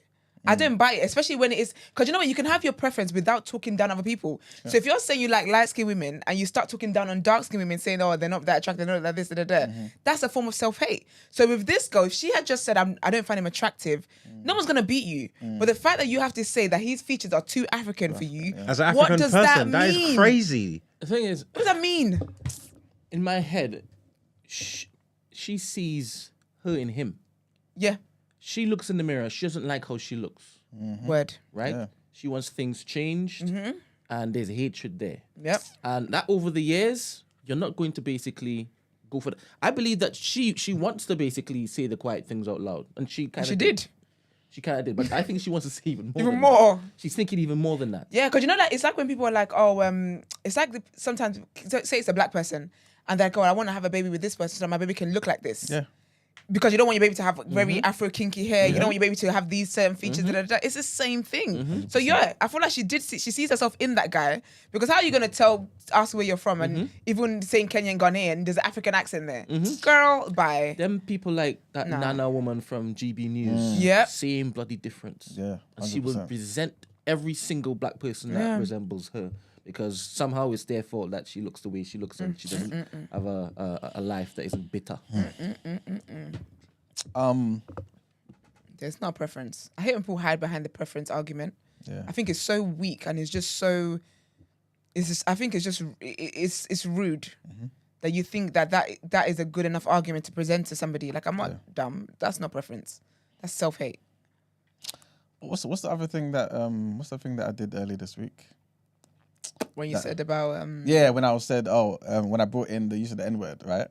Okay, at the risk of doing that again, but play the second clip, please. all things are new next week. I'm trying to get them all in. Dude, mate.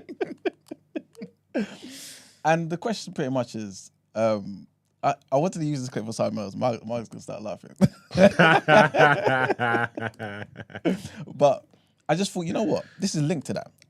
Obviously everyone's energy in the room is, you know what I'm saying? But I want to see like the sentiment of everyone in the chat, people that's listening, as you compare this man's opinion versus the half Ghana Kenya. This conversation is wild. What's the thingy? What's the caption? I can't read that. It says, is it okay for people not to be attracted to a certain race? Oh, here we go. All right, let's do it. You know, sorry, I actually like the fact that they have the convo. The convo in public, even regardless of what it is that they're in their friendship. I don't want to say there's no malice in there. Obviously, maybe you need to be more mindful how you talk or whatever, because how your conversations can affect people. But I don't feel like it's coming from a place of, if that makes sense. Yeah. And you should be allowed to have conversations and opinions and different things of it. But hearing it out loud sometimes is like, Yikes. Yeah.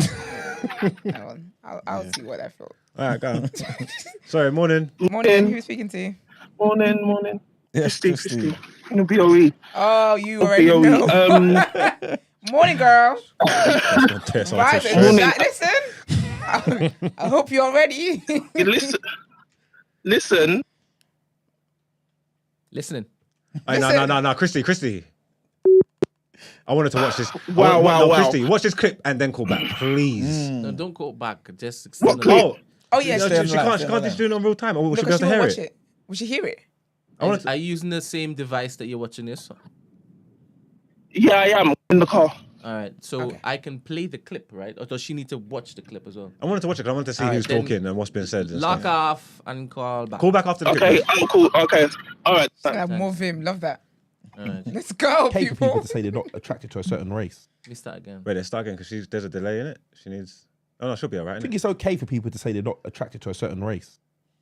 Do you think it's okay? Yeah. Of course it is. Do you think people will kick off about that though? I don't date black women though. They don't like me, so there's no point. You're not attracted to black women. No, I am, but in a. It depends what black they are, how black they are, or whatever. For sake. No, because tell me the kind you're attracted to. What do you like? Like the light-skinned ones. Yeah, anything close to white is what you like. You like light skin. But you don't like white women. No, I would be white. Yeah, women. you do them as in, yeah, I've done you now. Now get out of my sight. No, don't stop with how dare you? How dare you? What? How dare you? No, but you don't. There's no respect there. No, oh my Oh God, I what said the- it wrong. I know what I mean. I never dated. You never go out with one. No, I'm not always say never. Well, you haven't though, I haven't. and you won't How'd you know? because I know you. Why? They need to be a bit rough and ready, and they don't have it in them. No, do you know what? Do you know what it is about it? I do like to date like a more hood. I'm scared of the middle class women because those are the ones that make the allegations. You dare not. You dare not. Yeah, They know how to manipulate the system. Yeah. It'll never work again. Yeah. Never work again. I haven't done it wrong. Yeah. Cool. Can you play it again? Please. You're wondering if it said anything you have to disagree with? Play again. Sorry? Nothing. Do you think it's I okay don't know for why I people to say disagree they're with. not attracted to a certain race? Do you think it's okay? Yeah. Of course it is. Do you think people will kick off about that though? I don't date black women though. They don't like me, so there's no point. You're not attracted to black women. No, I am, but in a. It depends what black they are, how black they are, or whatever. Wow. For sake. No, because Tell me I the don't know. kind you're attracted you've seen to. enough? What do you? Yeah, I don't know. All right, it's wonderful. So yes, I guess Christy, we're waiting for you. But Do you know what it is, yeah? Because fair if you don't date certain races. Yeah. There's certain races I wouldn't date either. But I don't know. I don't know if every thought we have should be out of our mouths. So it should be shared. Yeah, because I think that like when you say it depends how black they are and stuff, that's triggering for somebody or for dark-skinned black women who across time have been hated and have been labeled as ugly and beasts and whatever else through time. Morning. Morning, Christy. Sorry, babes, but I don't think you need to voice which complexion of black you prefer over the others. I think that's what is just damaging because then that's reinforcing colorism. And I just don't. I get that people want to be honest and open and whatever it is, but then your honest and openness can further add to damage that's already being done in society that people are trying to repair.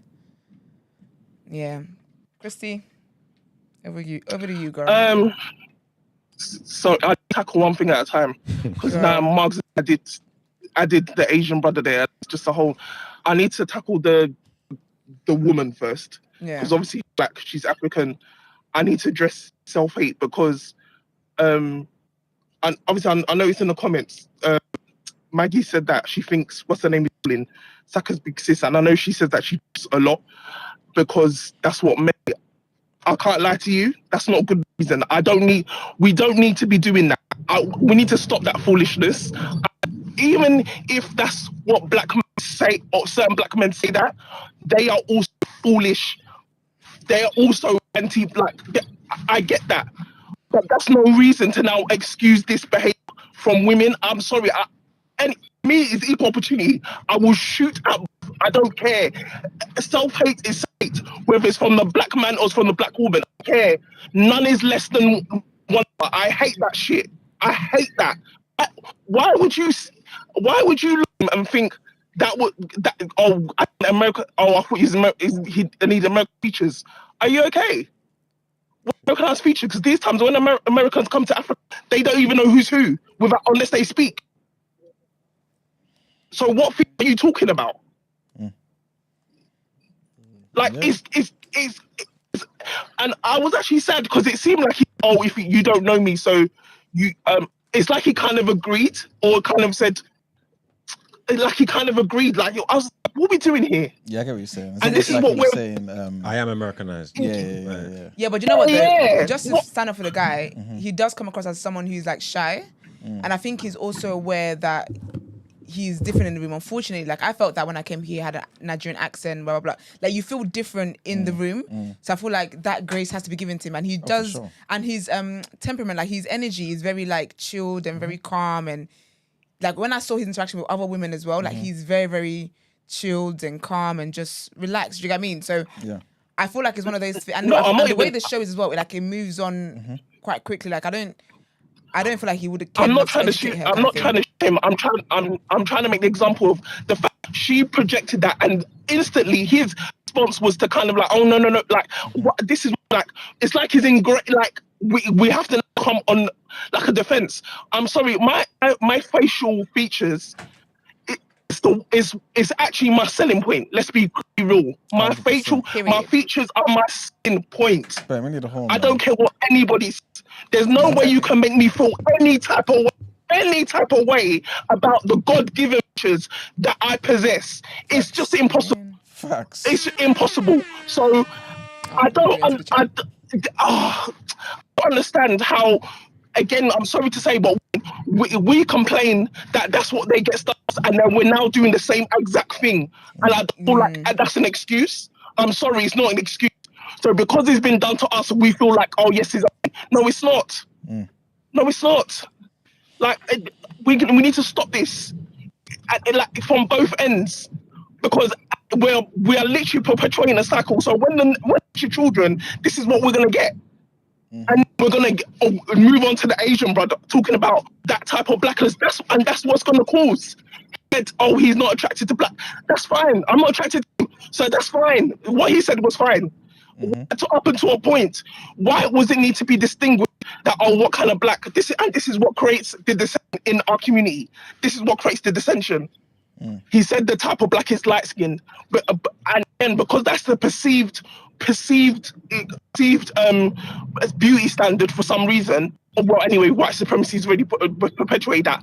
But that's what gets even to the point where the colorism is rife. So I can't even. They've also suffered from that colorism in their the community. Colorism thing, yeah. You see that hearing him say it, does it hit different from coming from our own culture because we do it in ourselves? I know people that like black men that say they only like light-skinned girls, or black women that say they only like light-skinned men. Can I be honest? Yeah, for me, I think I find it more annoying, more annoying. I think it gets a bigger rise out of me when it comes from other people outside of our own. Because I think that because the honest truth is, with black people who are colorist within themselves, they're a product of the system that they're born into. When you continue to see, it's like you said earlier, when you continue to see like this is the beauty standard, this is the beauty standard, this is the beauty standard, only a certain people get to a point in their lives where they start to question why is I have the preference that I have. Not everybody has that self-awareness to do that. So a lot of times, even when you have black people who are then colorist, it's self-hate because, like Brent said, she sees herself in that guy. Yeah. It's sad. And I think being, quote unquote, for lack of a better word, woke and knowing better is why we can look at someone like her and be like, oh, that's self-hate. Like you see yourself in him. And as much as you might try and act like you love yourself and and you dress up nice or whatever, deep down, if you could change your features, you would change your features. So for me, it annoys 100%. Me more coming from other races, for example, other people, because what it does, because because the reason why, hearing it. No, because, hearing it, because again, people can think everything they want to think. I don't want to have to hear it. Right? But I think the reason why it annoys me more coming from other people is because that is stuff they've heard us saying about ourselves. This is why as well, that whole mindset when it's like, oh, black men are this, black men are that, and then you start hearing white girls say it, and then you get white girls saying, oh yeah, he doesn't want to be a black girl because black girls are this, These are things that they hear us saying about ourselves. So then they feel confident enough to be like, oh, I can repeat that because y'all said this about yourself, so surely. And we see that a lot of times.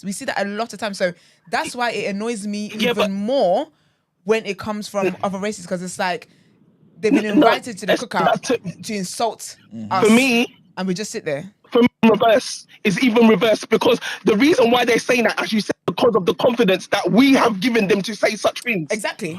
That's even worse for me. That's exactly what I'm saying. Yeah. It's worse for me. No, it's worse for us to be saying it, because if we actually toed the line and didn't chat outside of the side of our necks on public platforms, they wouldn't even have recourse to do so. The recourse would be on their own racist backs, because we have given them the vim to now be like, oh yeah, well, he just said he only likes lighties.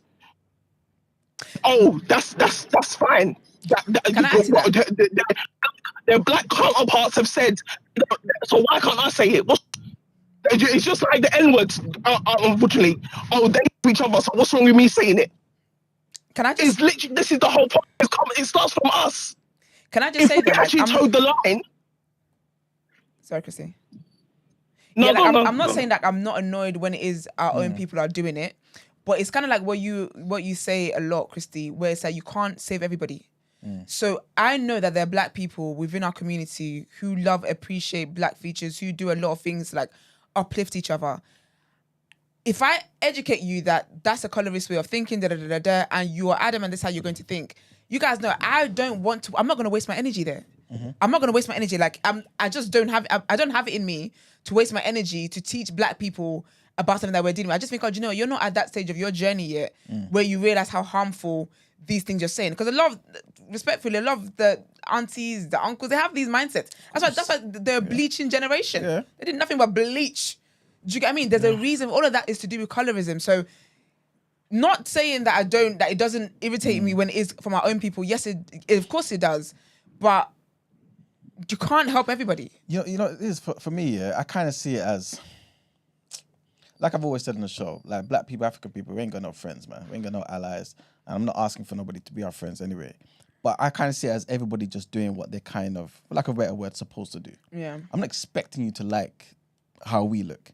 I expect you to like the women in your own race, the men in your own race, and kind of think, okay, well, we're kind of different from your own, from mine. So therefore, I don't really like yours. Or maybe I just prefer maybe something, if it is amongst you, to be as close as possible to mine. You know what I'm saying? But when it's our own, looking in the mirror, growing up in a household where you've got parents and siblings that look like you, leaving your house and saying, I don't want anything that looks like me or my siblings. I think that's a sickness. Like what's going on there? That's a big sickness. You know what I'm saying? Like, why would you think... It's insane. Like, how could you ever... This is why I said when I kind of was watching it, I just felt sad. I just thought, wait, too African. Your features are too African. Like, how would your parents feel listening to you talk like this? You know what I'm saying? Like, there's no love for black people and African people. Her than coming from someone out of our race. 100%. Because the thing is, outside of our race, I don't even care about your opinion. I don't care. Plus, exactly. If you don't like me, I don't like you either. Yeah, you know, from it, it's like, it's even with like, well, say that like that Asian man talking. Colorism's rife in the community. For sure. You know what I'm trying to say? He probably feels that way about his own people too. You know what I'm trying to say? 100%. In the Asian community. Yeah. Yeah, so they call them untouchables and all sorts. So that's what I'm saying. So voicing his opinion and hearing it, him saying, "Boy, it depends how black they are." Yeah, sounds crazy. Yeah, but that's his reality too. That's his reality too, isn't it? Like he's on they're on a colorism thing, so he likes light skinned, fairer skinned people. Yeah. That's what he likes, isn't it? If there was a white person that didn't really date without their race, but then they was gonna dabble, they would probably gravitate to what's more closer to them. So the lighter skins, the dark skins, too far removed from what they like. So the preferences and all that. But when it's your own, when you're looking in the mirror, when you're a dark skinned person, and then you're saying this person's too dark for me, it's mad. It's crazy. It's mad. That's mad to me. That's mad. It's mad to me. I'm sorry, and I'm sorry to deviate, but this is why I don't get when people say they don't date with race. It's also wild to me that you would make that comment. I have to link it. Yeah. That to me, I'm actually looking at an insane person. You are insane to me. It's the same thing. I'm sorry, because can you look at yourself and say, I do not, you've looked at yourself in the mirror and said, I don't even want to. I don't want to at all. And I'm not talking about the ones that, I'm not talking about United Nations people here. I'm not talking about them. Whatever, you like everything, that's fine. But I'm talking about who specifically say they have to specifically date, like, it's a thing. Yeah. Like, that to me, that's a sickness to me. You, like, I can't even trust you. I can't trust you. I need to identify those people straight away so I can stay far away from them. So if you are saying that you will sell out your community in a second. Where's the balance, Christy? How do you feel about the people out of our community that only date black? Outside of our community. Yeah. Outside of our Sickness community, on their I think that's side. a fetish. Like Richard Dodd's that's a fetish. It's 100%. It's a sickness. It's a fetish. So there's no good. There's no good either way. There's nothing harmless in it or nothing. Innocent in it either way. You're saying. Do you know what it comes down to? Because again, they can't date their own race. Why can't you date your own race? They can. They don't want to. But that's what, yeah. But why though? Yeah, but that's that black. That's like a self-hate thing too. Yeah, but that's the black people then who Yes. can, if they want, they can date their own other black women or black men, but they don't want to. It's the same boat. It's They just want to. reversed. I think it's weird if you're white and all you ever date is black men. I think it's flipping weird. In this That's a London, flipping fetish. in this London, I know plenty of white women who have never touched a white man in their life, And I think that's they sick. never Sorry. intend to. I think that's sick because a lot of it as well goes down to, because when you hear some of them, not obviously not all of them, but some of them, when you hear the language they use about black men, it's a fetish. Talk about their penis sizes, talk about how they look, talk about this stuff, talk about the kind of mixed race babies they're gonna have, what their babies are gonna look like having curly hair. It is a fetish. It's very unhealthy, very sick. And to me, people would confuse that. Oh, us would confuse that, not me, because I don't roll that way. But other people would confuse that as a compliment. That is not a compliment. It's not a compliment. Like. That is actually that's a sign of how much you even devalue yourself. That you think it's a compliment. That they have said, "Oh, well, I'll only date you guys," and they've never dated their own. I will question you. I would 100% question you, because we go out into the world and we are. At the end of the day, I relate to who I relate to. I'm familiar with who I'm familiar with. It's just an instinct. It's natural. So even when the Asian guy said, "Oh, well, I don't date like that thing," because what you are, it's your own. That's fine. So how can you say you don't even like your own? It's mad. I've literally had a conversation before with a white girl, and she's told me that, and I've looked at her and I said, that is crazy. Like, how can you hate your own? Why have you never been with a white man before? Question. And then she said to me, "Oh, but obviously I'm here with you. You clearly like white girls." And I'm like, "Yeah, but not more than black women." Exactly. Like, do you get what I'm trying to say? Like, I'm saying, like, I'm still here with my like you saying you never do it. And I'm saying I don't understand the logic behind that because ain't no logic. Huh? Demons. It's wild. It's I don't wild. think so. I'll even tell you a weird. story. Sorry. I don't think I'll tell you a story. Sorry, Christy. My friend's older brother lives in Luton. He lives in Luton. So when he goes out partying or whatever, but more time he'll go out in Hertfordshire. He was saying, literally telling me and his sister that when he went out one night, and they're just obviously pure white girls or whatever, they was coming up to him or whatever, doing all that kind of talk or whatever, and he blatantly said, I'm not interested. I'm not interested in going out with white women. Like I'm not interested. Basically, he said the way she scoffed and looked disgusted. Like how can you say you don't date white women? Like he said that it was literally so much visceral reaction. She couldn't even believe it. Like how dare you be saying you like your own? Like he was actually shocked that that's the reaction he got from her. And he was even annoyed because he was just like, clearly they've given other black men have given her the confidence to feel that way. That in reverse. I mean, obviously it's your own. It's your preference. Is your preference. But in 2024, a white woman looking to go back now, I don't date black men. It's like, what kind of racism is this? I don't think so. Do you know? I don't think it will get No. that. Do you know why we get that reaction? Because black people have never really been the poster for attractiveness and beauty. Her being shocked was come from a place of privilege of everyone finds this attractive. How could you not find me? How could you not want me? It's come from a place of privilege. So, yeah, but black men are the prize nowadays. I'd be shocked. Like I'd be shocked if anybody talk about they date black men in 2024 because we are the prize. If it's a you know. That shock will only be actually it wouldn't really be shock. It would be more disgust if it was a black guy who's like, I don't date black women. It'd be more disgust than that. But for white girls being shocked, trust me, hers was shock on account of really like we are the standard of beauty. What do you mean? Do you think it could just be maybe where she's from? She thinks, oh, you know what? Maybe it sounds racist. No. White people don't know. They don't see color. No. They don't see color. No. So Saka's big sis. No. I don't know if you're trolling or if you're just. She's not trolling. If you're just acting. What's the word? It's a politically friendly way of saying this. She should call up, man. No. I want to hear someone with a different opinion, man. Why not? Listen, I don't know if you're intentionally acting. I don't know what the word is. I want to let it go. I want to hear some. I want to hear some. Let me leave the line Wait, for her. let me say this No, here. no, let me leave the line for her. Let me leave the line for her. All right, Leave thank her. you, Thank Christine. It's fine. Let her call in. Nobody is Let her call saying in. it is racist to have a preference. Second. She said, why is it racism to have a preference? Lol, girl, you can like your white man in peace. Nobody is saying it's racist to have a to have a preference. Do you know what I'm trying to say? Like, nobody is saying that. So I don't know if you're just intentionally not listening or you're intentionally misinterpreting or misunderstanding what's being said. It is not racist to have a preference. When it starts to border down on racism is when it becomes a fetish, or when you start speaking down on other races, that's when it's a problem. It's not just an instant preference. Anyway, I'm done addressing your ass. Love white men.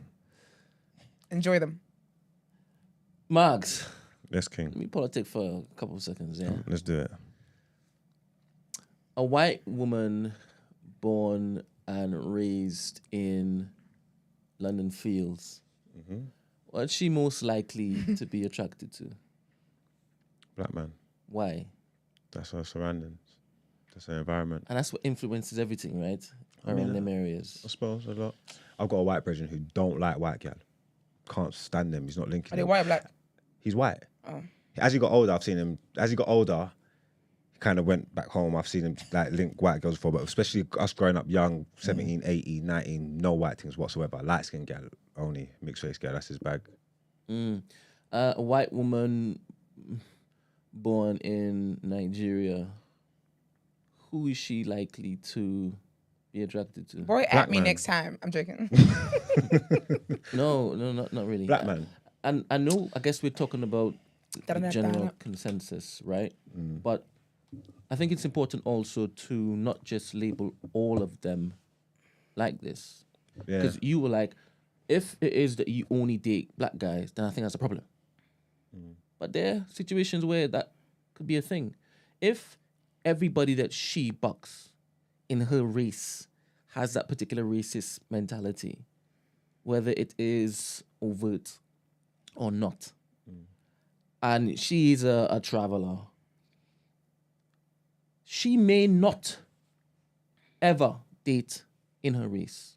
That's true, and your preference is your preference, but not being able to see the attraction in them is what is more my issue. Not being able to see the attraction in them, is it? Like, I get what you're coming from, like 100% almost agree with you, but I don't understand how you don't see the attraction in yourself. That's you, that comes from you. You know what I'm trying to say? So how could you never be attracted to that? Whatever choice you want to make, because you could make a choice to say that I feel like a black man's my preference, that's where I want to go. But if you're not prepared to even, you should be able to do both, if that makes sense. Like, again, I don't have any, you just hear me talk all the time, I don't have any problem with people that date out of their race. Interracial dating, black men that date white girl, I don't care about it. It's them black men that date white, only date out of their race and don't like their own. That's the issue for me. You know what the thing is, yeah? Brent, I hear what you're saying, innit? But the reality is this, yeah? The hood was made up of all sorts of races, right? We grew up with black people, there's white people, there's Asian people, everybody was there, right? So to say, okay, cool, I'm white and I'm only gonna date black, it's not like there was just black people. Like, if, for example, this white person had went into foster care from like 4 years old and the parents were black, left their house, the hood mainly black, or only black. Okay, I can understand what you're saying, because that's just how life is, right? That's your environment. But not in London. Not in London. And also, remember that you can go back home right now, Nigeria.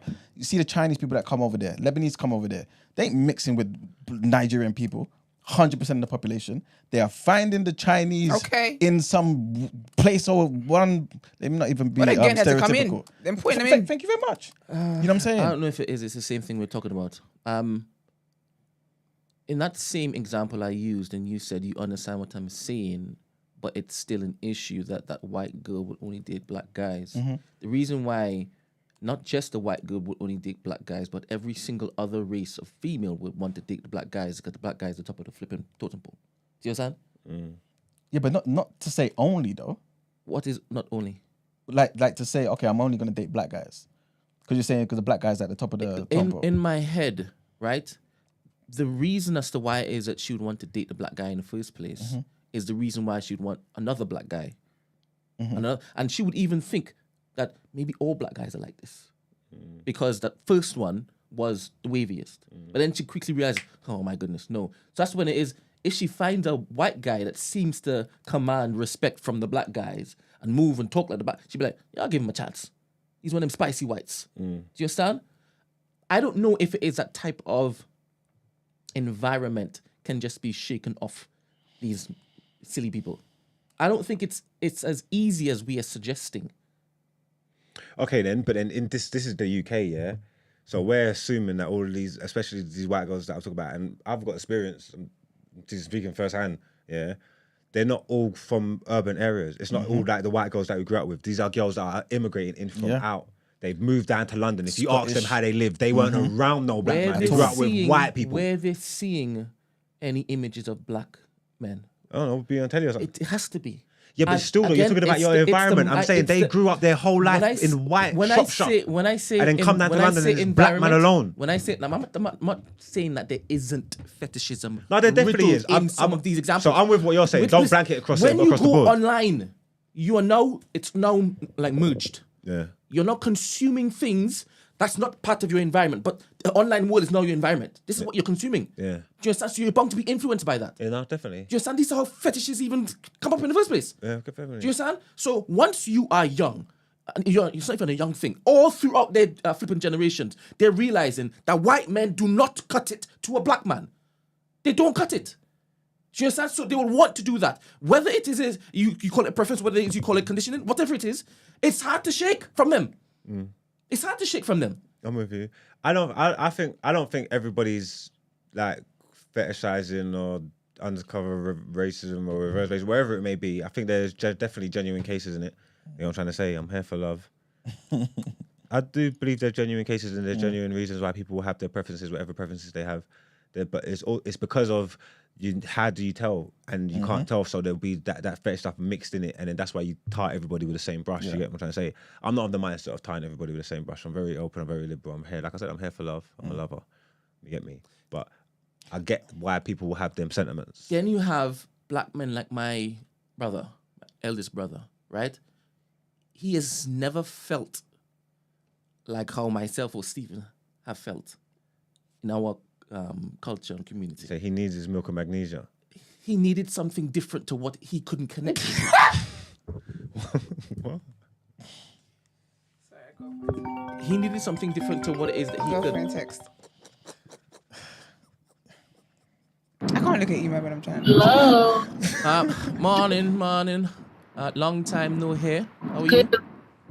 I know. I'm good. Can you imagine? I'm barely on my way home from work. It's like 3 a.m. Oh, babes. How are you, though? Yeah, I'm listening. I'm good. I'm in Coachella madness at the moment, but I said, let me just tune into TDA on my way home.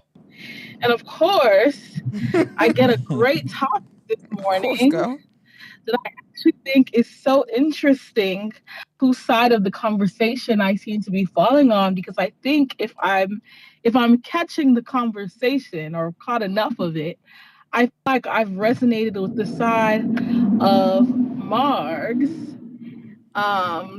Yeah.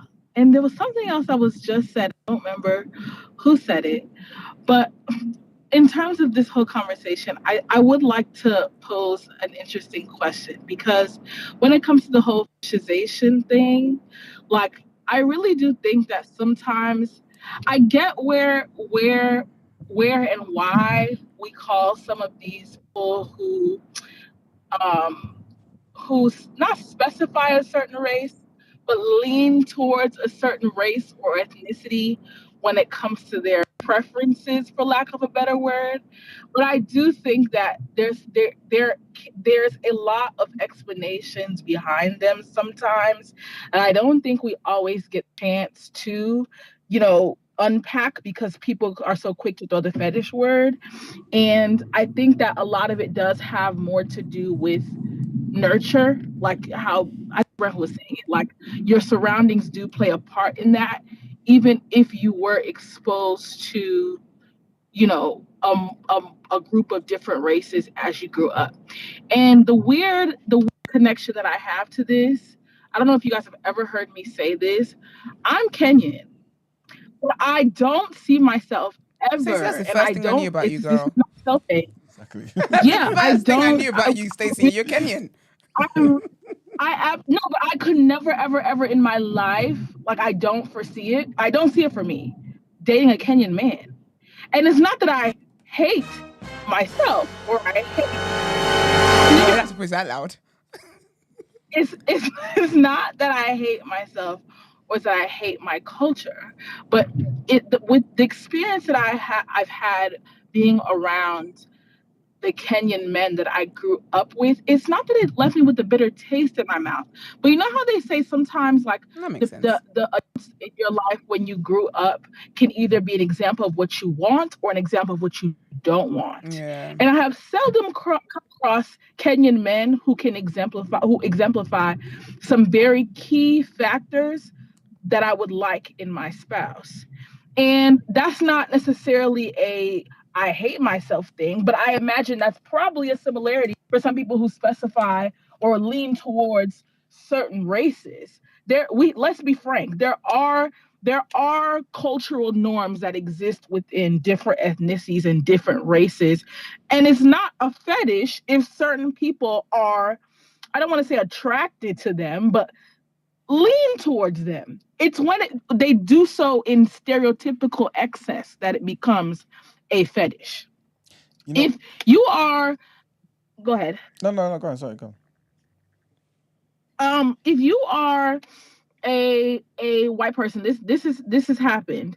If you are a white person or an Asian person who grew up in maybe not even a predominantly Black neighborhood, but a very area that has a lot of Black ethnic roots. You might not be completely surrounded by Black people, but the ethnic roots of the place that you live is very rooted in Black culture. You can't escape that. Black people around you are not.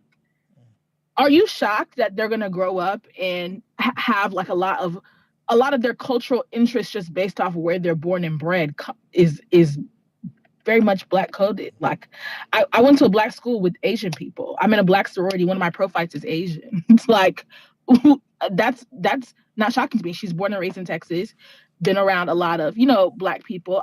Similar situation with other people, but I'm just saying, like, this is not something we shouldn't call a fetish when it's like sometimes a lot more nurture versus, I 100% agree. I mean, we could see it in like throughout human history. When cultures interacted with each other, there's an exchange of ideas, but also an exchange of way of life. Oh, I like what you're doing over there. I like how you look. So it's like, cool. I don't mind mixing with you, having kids with you. And this is how populations change. So it's a natural phenomenon. But I think the reality is, right, with the examples that's given, no one really is in a vacuum where it's like, cool, white person going into a Black space and it's just a Black space. That rarely happens. Not in London anyway. Yeah. Not in America or wherever it may be, right? So if it was like that, it's like, cool, I understand. This is all you know. This is your reference. This is all you know. If I'm going to fall in love, if I'm going to have children, have a family, it will be with the people around me. You know what I'm saying? But rarely is that the case. If you're a white person, you've got white parents, you've got white siblings. You leave your house, some of your neighbors might be white, this, that, and the third. But like, there's reference points there where it's like, cool, this is your norm to some degree. So you will be influenced by your surroundings and the culture of people around there, the things that you're attracted to, and this, that, and the third. But to then make a decision, right? And I think this is where the line is drawn for me. To then make a decision to say, 180, what's in my household, I do not want at all. And anything that looks like it, those features, I do not want at all. I want everything else, right? And then, like to me, that's a completely different thing. If you say I like all of this across the board, fair enough, it makes sense to me. But to say I'm going out of my way to say everything I am, I do not want, that's different to me.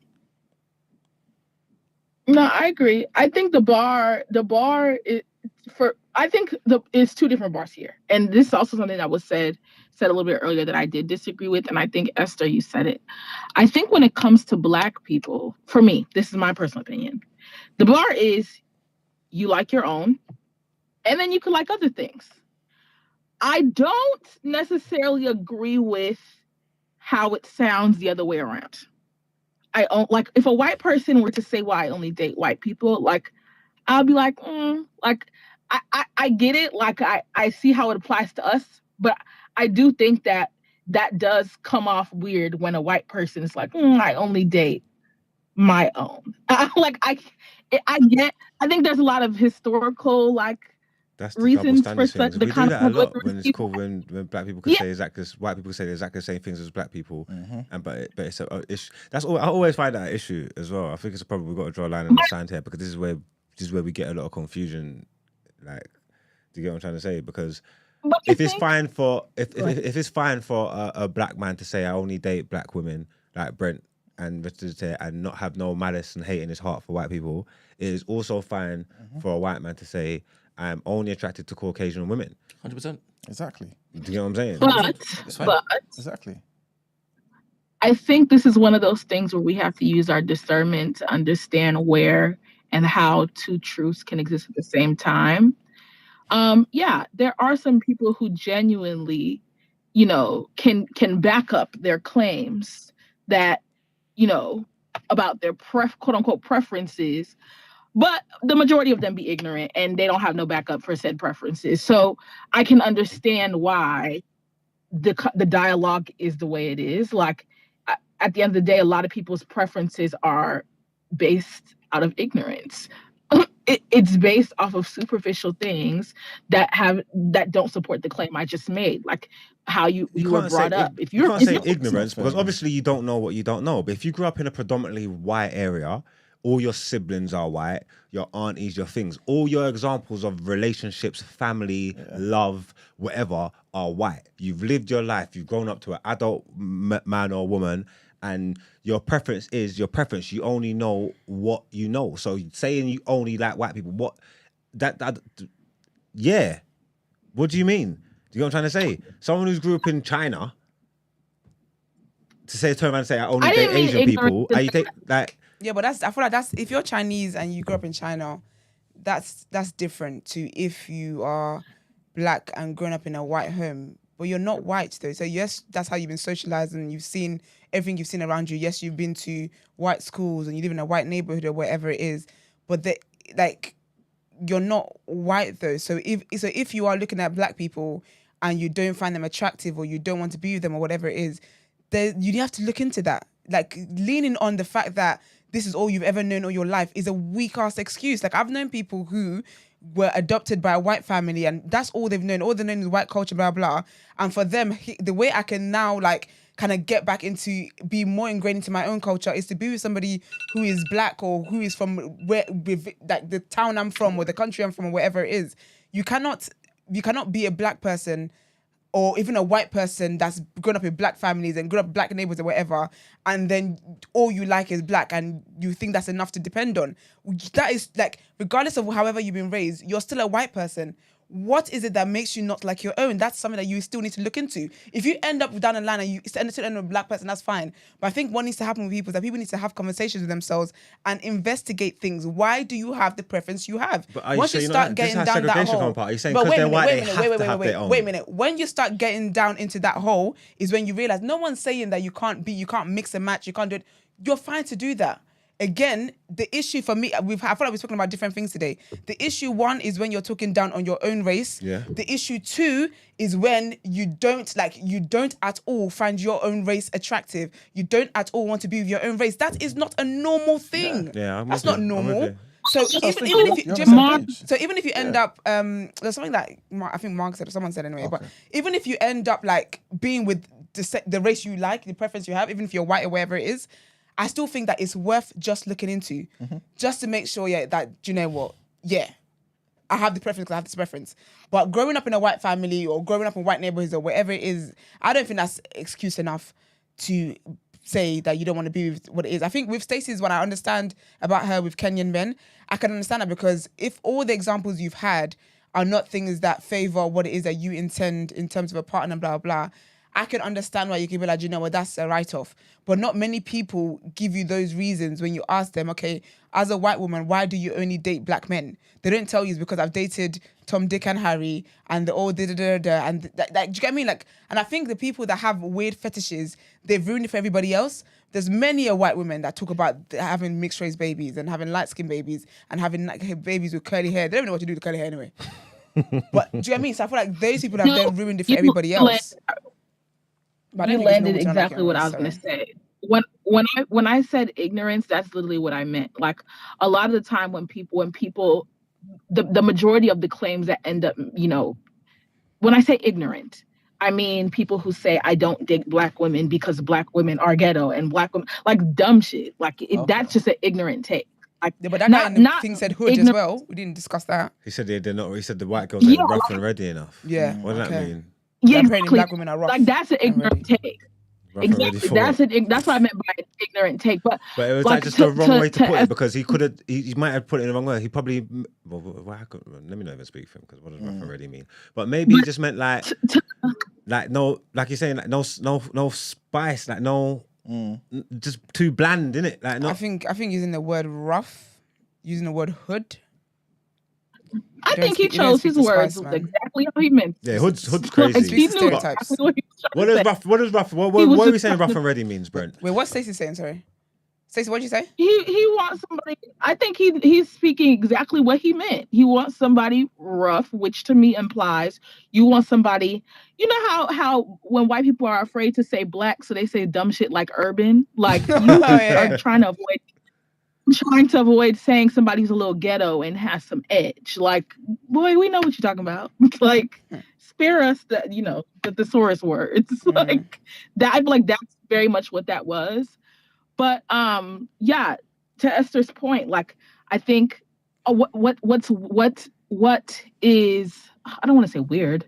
Sorry, y'all. It's also 3 a.m. My brain is scattered. But what I'm trying to say is the ignorant take is one thing, but if people actually do like take the time, those who are genuine about it, a lot of times those who are able to list those reasons, it makes the conversation kind of null and void, because if you actually do have genuine reason, there's a way you can describe some of these things without going into things like race, and maybe that I'm now seeing how that can turn around my argument about the Kenyan thing, especially given the comments I just read. But let me be clear.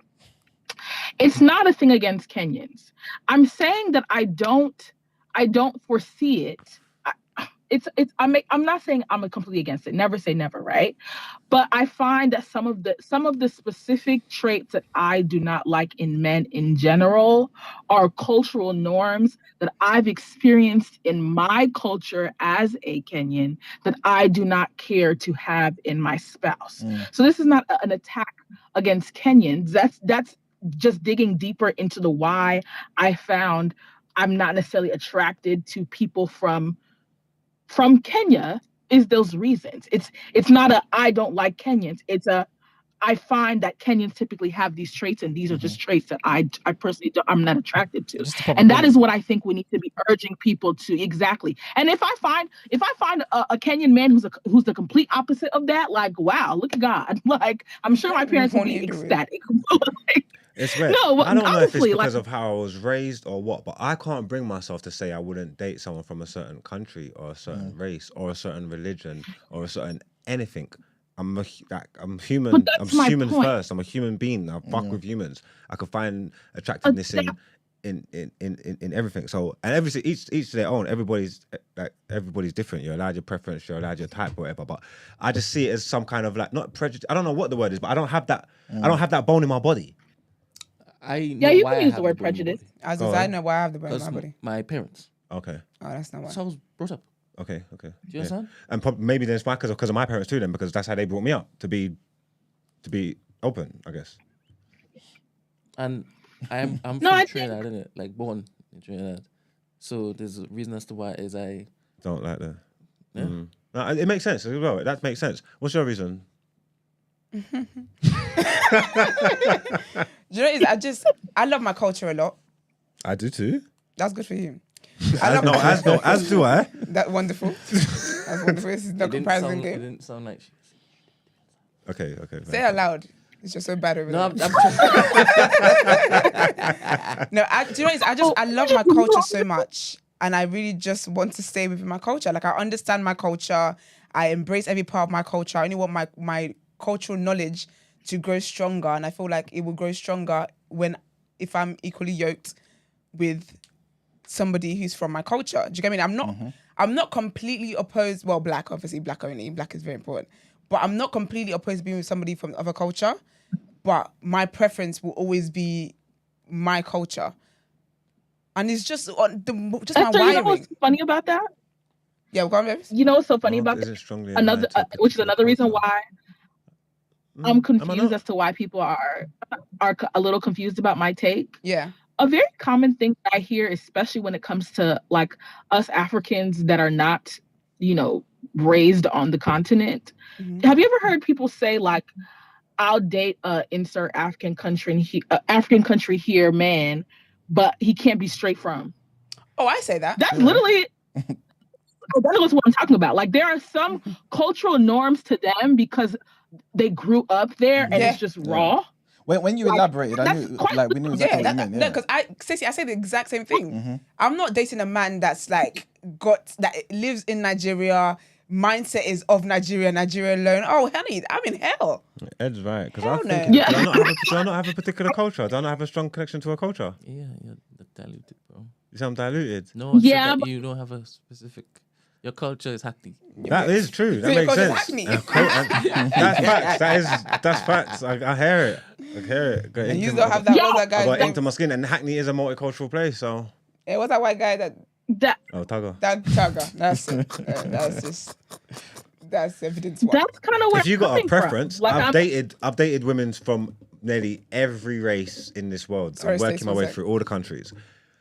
I do prefer my own, like sitting down, just general vibing, because there's like I'm saying, there's things, whether it be conversation, familiarity, food, just understanding cultural norms and stuff like that. It's easier with your own. I do prefer that. I think it's better, but that doesn't mean call bullshit.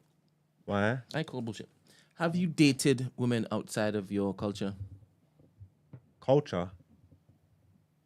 What do you mean? Race?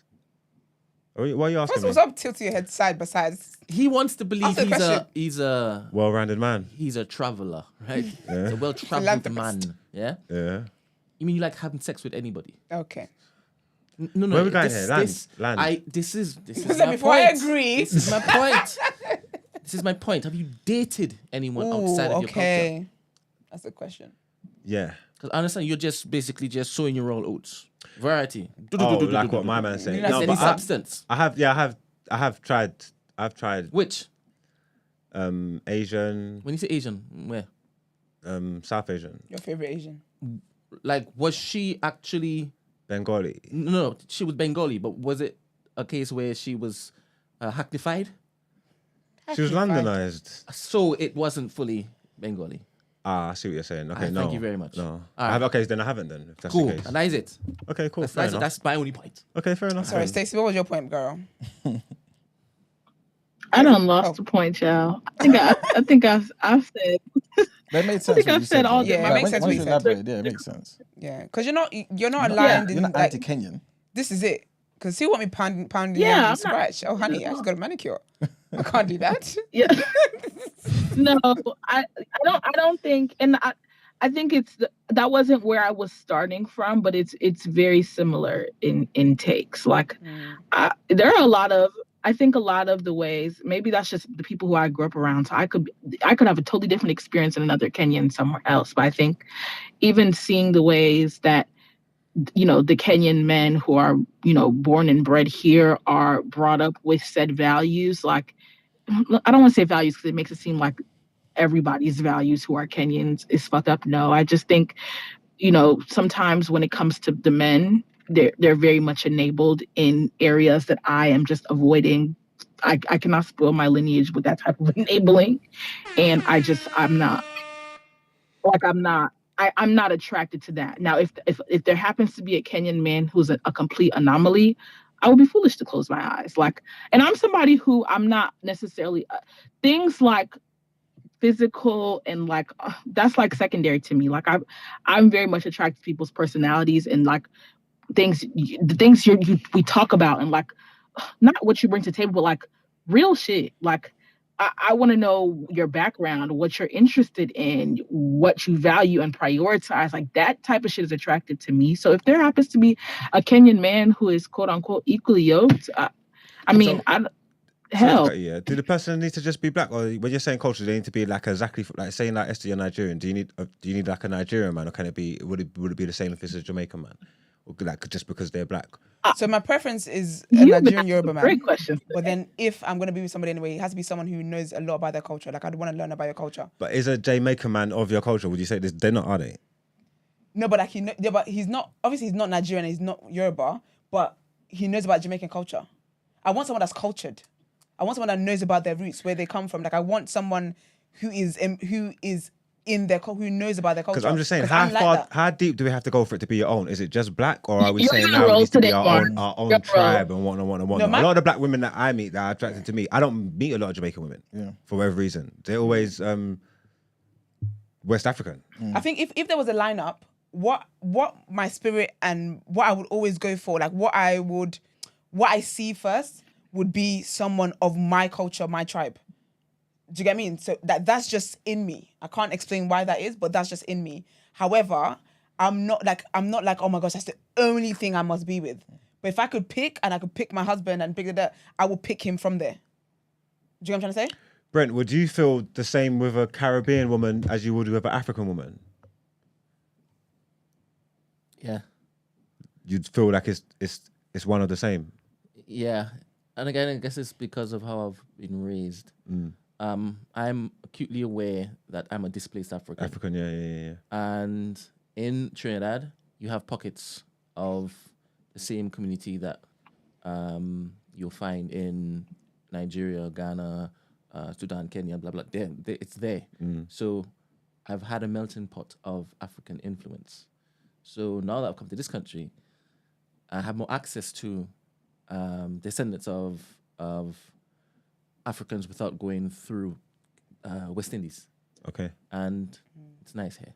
And I think that's reminds me of something. I don't have much exposure to other cultures outside of Nigerians. Like when I came here, I started meeting people from other cultures. But even then, when I think of how much exposure I've had to Nigerians, to Yorubas, compared to other cultures, it's not that much. But you know, it is also it's because how do I make this sound some type of way? It's also because we're African, right? Yeah. We're Nigerian, we're Ghanaian, whatever we are. And our parents we're like first generation. Yeah. Our culture is so rich. You know what I'm saying? Compare that to West Indian culture, right? It's different. I'm not saying it's not rich, but there's influences of Chinese people. There's influences of Indian people. There's African influences there. The identity is different to that of the identity of a African ethnicity. So you've already, like Brent's saying, you kind of got a melting pot already in the West Indies. So it's like, cool, okay, I see similarities here. I can relate to you here. I can relate to this. You know what I'm saying? But back home, even if you're not living back home, in your home in the West, right, where you're first generation, all you know is your thing. Like, all you know is pounded yam and so-and-so. All you know is jollof rice and so-and-so. Like, it's your culture to the core. And so if you go in for something else, you're understanding that you are potentially losing something else or choosing something else instead of your particular thing. You know what I'm saying? In particular areas. You know what I mean? But, and so you feel it more. Yeah. Do you know what that reminds me of? Sorry, Brent. Because actually, when I think about it as well, like growing up, mixing with other tribes wasn't really a thing. Like, there you go. You are That's like, what I was gonna say. Yeah, like if I was Yoruba and you're marrying an Igbo person, obviously that's tribalism because there's a lot of isms, isn't it? That is tribalism, to be fair. But like, you're doing something weird to mix up. So I feel like that Let alone. Yeah, because I'm trying to think of why is that even when I say Nigerian, I always have to say Yoruba first because that's how I've been raised, where it's that you stick with your own, you marry in your own. Life is much easier because you already understand that culture and you just grow and blossom even more with that culture. I can see you with a Jamaican man, you know. But I'm not against that. I can see you with a Jamaican man. Close your eyes. Even more than that. No, but is it wrong? Is it wrong that Marks? I think you posed an excellent question because it's another very tangent discussion I've gotten into amongst friends, especially in college. I think I would have to be with an African. And again, this is one of those things that sometimes people think delves into the fetish realm, but when you really do explore it, if you know where it comes from, I'm not mad at it. For me, I grew up, like, both my parents are Kenyan, both my parents are the same tribe. I get the whole wanting to be with the same tribe thing. And being that I kind of grew up not having the intention to marry a Kenyan, but if I did, I would like them to be the same tribe. But if they're not, I really would appreciate if I married an African, because I saw the way my parents' families intertwined so much so to the point where I struggle to even tell them apart. And I think it's a value thing that comes a lot with culture, that maybe we might not be the same tribe, but I do think that a lot of African cultures share a lot of values. Yes. And that is something that I feel like I'm not going to get if I choose to marry outside of African culture. So me being African American here in America, I'm not saying I'm not attracted to non-African men.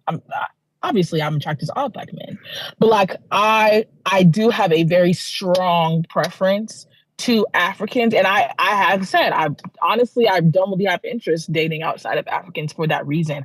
I would like to see my children's grandparents, families be very much intertwined. I go to Kenya sometimes, and I have to be reminded that my parents are like in a husband and wife relationship, because the way their aunts, uncles, cousins are so intertwined and have their own independent relationships outside of my parents' marriage. I'm like, oh, this is a dream for me. Like, I really would love that, and for my extended family. It's because of that whole marrying within your own tribe. And and the thing is as well, yeah, if you go back even further, which is what I was going to add on to what Esther said, it wasn't even just tribe. People would love to get married to someone from the same town.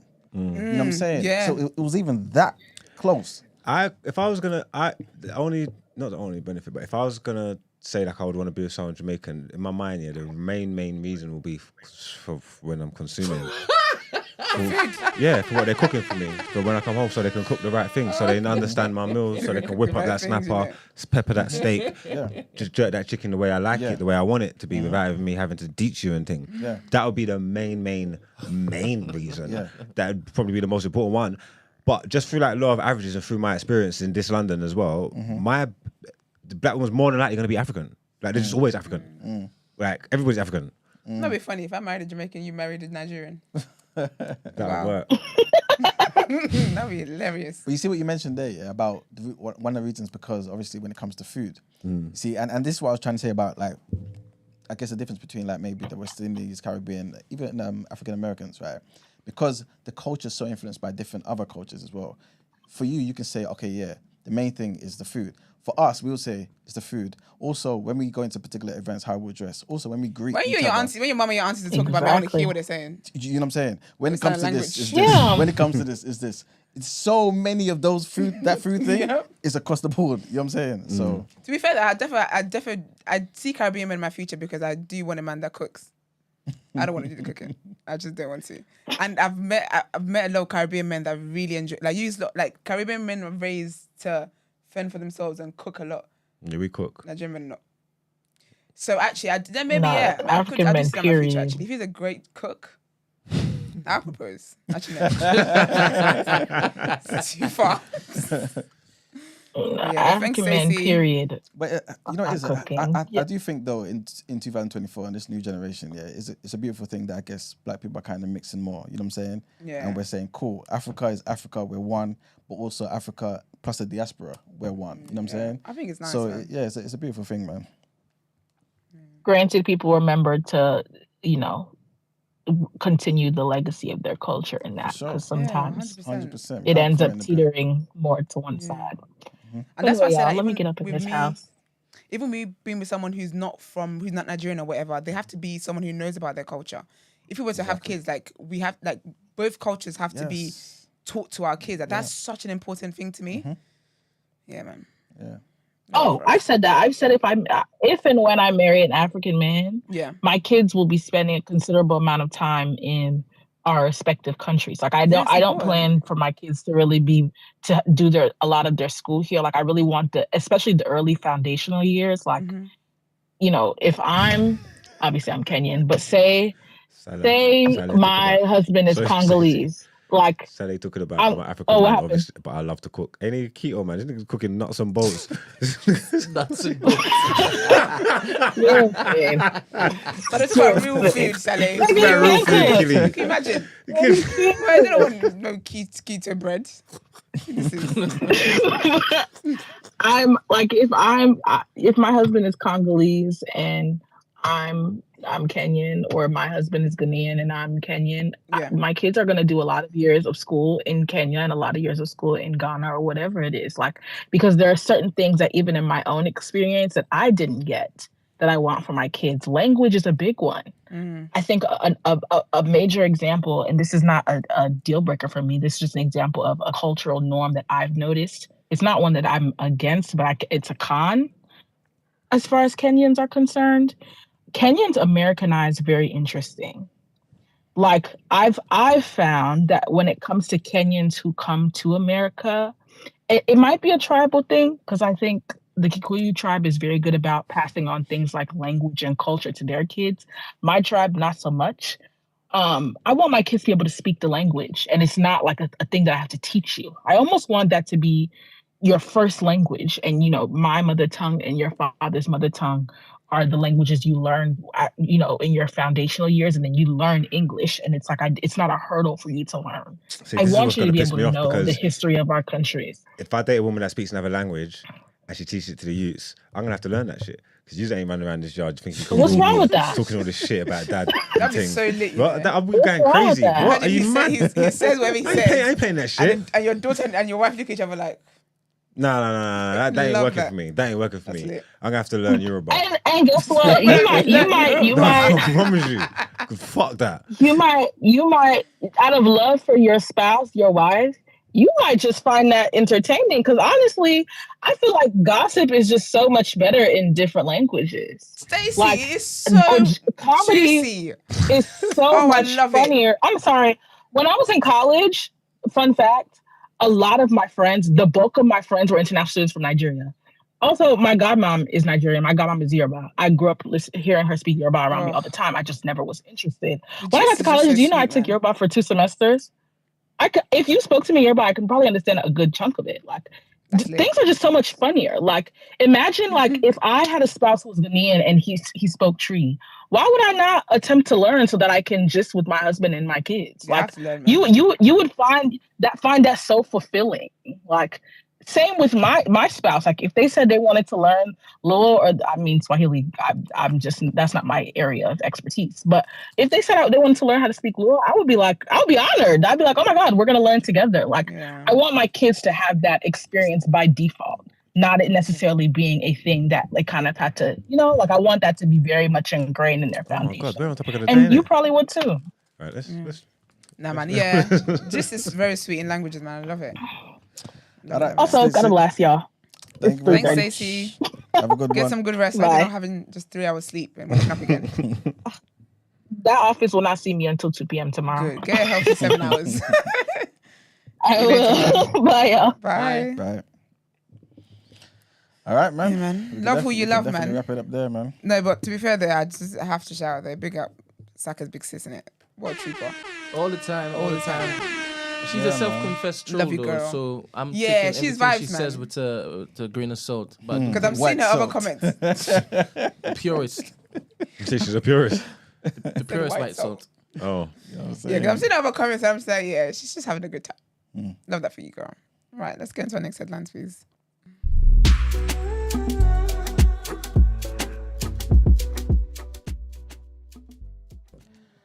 All right, so our next headline. It's been revealed that almost 2/3 of magistrates' court cases are now dealt with behind closed doors, as the Lord Chancellor promised reform of an under-fire courts process. So an Evening Standard investigation has exposed a litany of shocking cases of pensioners, sick and vulnerable people being convicted in harsh circumstances in a single justice procedure.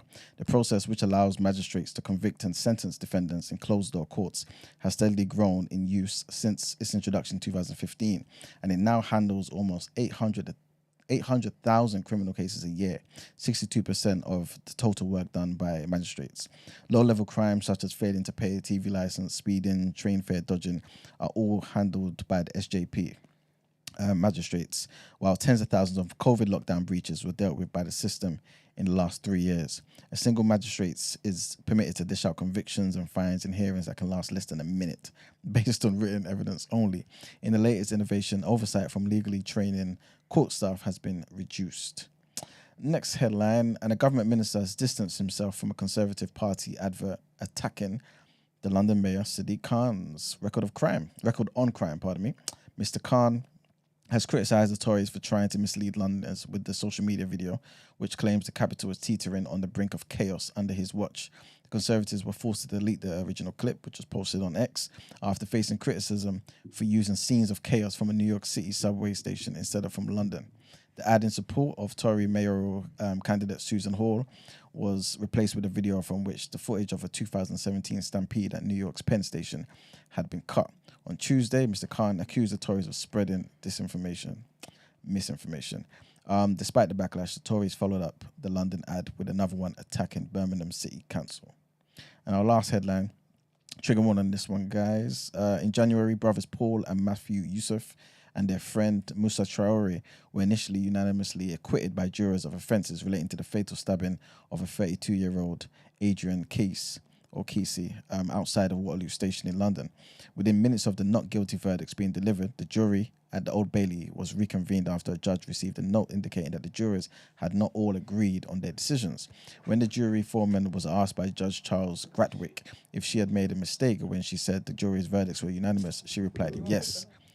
The jurors were sent out to restart their deliberations, and while they later found Paul Yusuf not guilty of possessing a blade or point, they were unable to reach verdicts on the other counts and were discharged again. The three men who denied all the charges against them sought to challenge their ongoing detention at HMP Belmarsh pending a planned retrial in December, arguing that the first not guilty verdicts were valid and should not have been reopened. And that's it for our headlines. Time to pay them bills. All right. Did I miss the Russia one? I thought we were going to address Putin today, but it's all right. Let me see. It might be one of the I don't want to fight. Like, I'm just not a war babe. Anyways, all right, let's get into Woden Road, please.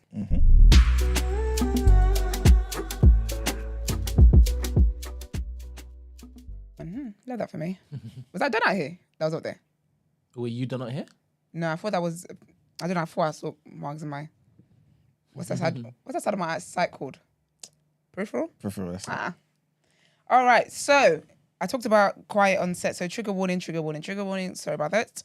But I'm not going to give details because it was just what it was. But basically, I talked about quiet on set, which was about essentially, well, hopefully investigations. Apparently, they got really, really high ratings, you know.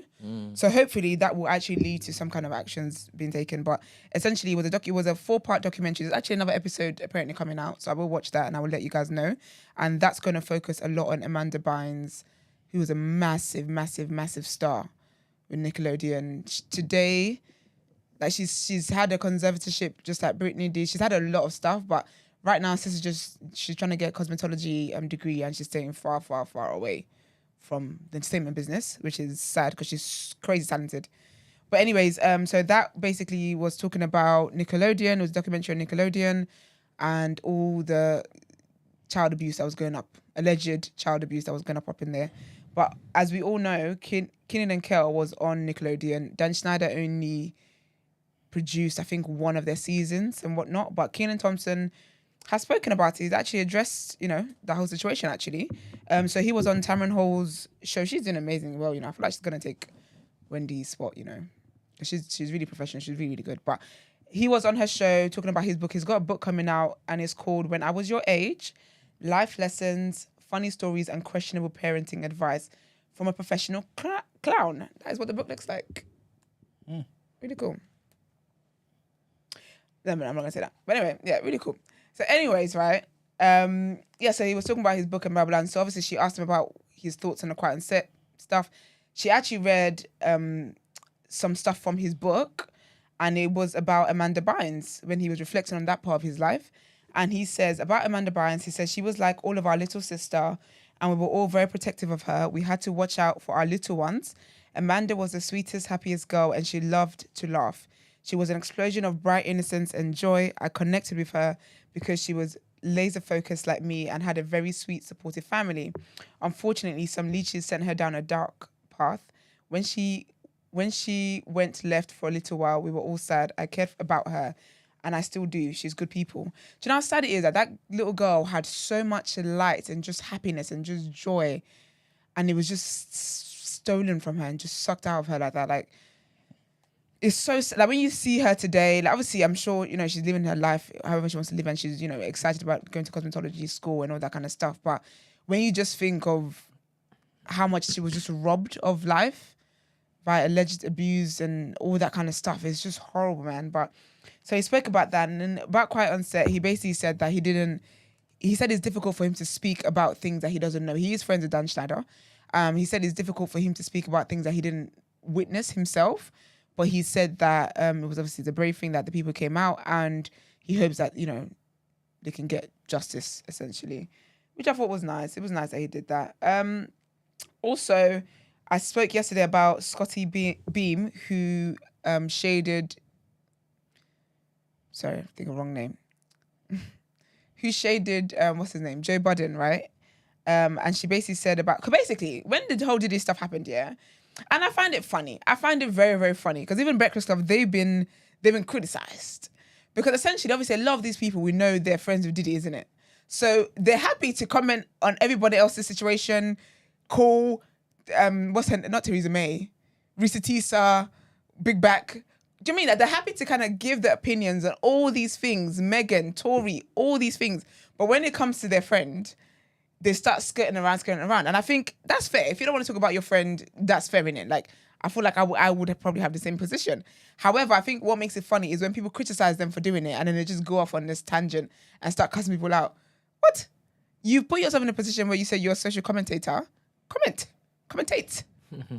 So anyways, yeah, so Scottie basically was saying about when the whole Jussie Smollett thing happened, and she basically said that she wanted to hear more before she gave an opinion on the whole situation.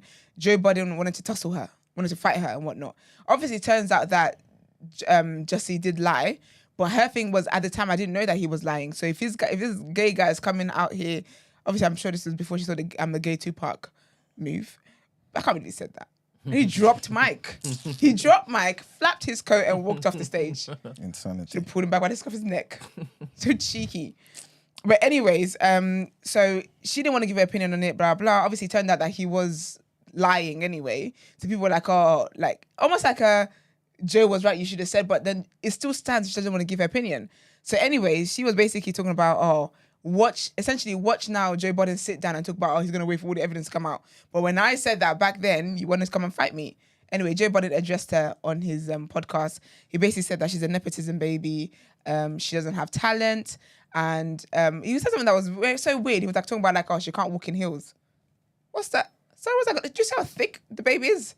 Her body is set, honey. She can't walk in heels, fair enough. And she gives, her swag is very much, I'm a trainer babe. So whatever. So he basically did that and just basically addressed her and said that people shouldn't make him talk. You know, people try to be like, if I talk. I hate when people do it, if I talk. Talk or shut up. But anyways, he basically dropped her, if I talk. Like, people don't want me exposing them and da-da-da-da-da. Anyways, she tweeted saying LMAO. And people were like, oh my gosh, Joe cooked you, da-da-da. And then she tweeted again, I don't know if this is linked to Joe, but just for the entertainment factor, I hope it is. She then tweeted saying, I guess now is the time. So I will see. She does have a podcast. If she releases an episode between now in the next week, I guess. I can give her a week. I do like her, to be fair. I follow her on socials, but I will listen and see what it is that comes out of that. But I just always find stuff like that funny and I always find it funny as well sometimes when like certain people are being criticized, but they're selective about who they want to reply to. They respond to the people that they think are weak or they think wouldn't give them as much smoke as the next man. Anyway, but people, as you know how the internet does, man. They've been digging up videos of Joe Budden in a suit, sitting next to Diddy, also in a suit. He had a white suit on. Anyway, whatever, yeah. So sitting whatever, and they're talking about, and then Diddy's, I think this is when he was going to get with Revolt and do the show, whatever, and he was basically thanking Diddy. It was just so... Have you guys ever seen that video of that fan that was thanking Davido? I was like, oh my gosh, Davido, I love you. He was giving that. It was very icky. But anyways, people have dug up that video, and then Diddy is saying, "Are you ready to be a billionaire? Oh, no, are you ready to make some money?" And then Joe was like, "No, are you ready to make corny shit?" Anyway, that's what's happening on their side of town. I actually forgot to talk about this. Is this the right thing? No, that's a few things about Diddy, man. Well, we're here now. So Touré, I think, is he a journalist? What does that man do again? I can't remember what he does now. But anyways, he was on the news with a lovely lady. I don't know her name. I can't remember her name now. But he was on the news and he basically said about, he was basically talking about he's close to Diddy, right? Well, he was close to Diddy, right? And he was basically saying how he was so close to Diddy that he could call Diddy up and ask for a favor, kind of thing. So he sent a family member of his. It's a male. The family member is a male. And he asked Diddy essentially, can the person be your intern? Diddy was like, yeah, of course. Like, yeah, of course. They can come down, wherever. The person his family member was interning with Diddy for like 3 months. Then all of a sudden, the internship ended abruptly. When he asked his family member, he was just like, oh, like he didn't really want to talk about it and whatever. He said, then years later, the guy basically said to him that Diddy, what did Diddy do again? What did he do? He basically said, yeah, I will give you the internship or continue internship if it is that you spend the night with me. Yeah, I couldn't remember what act it was. Yes, that's it. Spend the night with me. You know, it's hella acts. Allegedly. But yeah, so basically said spend the night with me or the internship ends. The guy said, hell no. And guess what? Internship ended. He ain't being the charges, man. So there's that. So he's obviously said that. There's been a bunch of other people as well that have been, saying that. There is a lady. Remember the lady that got shot in the face in the club? Yeah. And apparently, was it Shine? They said it did it. Mm-hmm. Sis has been telling her story all these years, to be fair. Mm-hmm. So I saw her on the news as well, but I thought, to be fair, like, people can't come for her because she has been saying, this is who shot me in the face. Mm-hmm. So there's that. And yeah, as we know, a lot of people are kind of saying what they're saying about Diddy and whatnot. One thing I did find funny though, you know the neighbour whose video we showed yesterday, the alleged neighbour? Mm-hmm. So when my basketball go there, I just let it be. That guy, his mum came out and said, hey, everybody. Auntie said, I hear they're making people disappear. Please leave my son out of this. But yeah, she basically said that he was just trolling. So, that's the news about that one.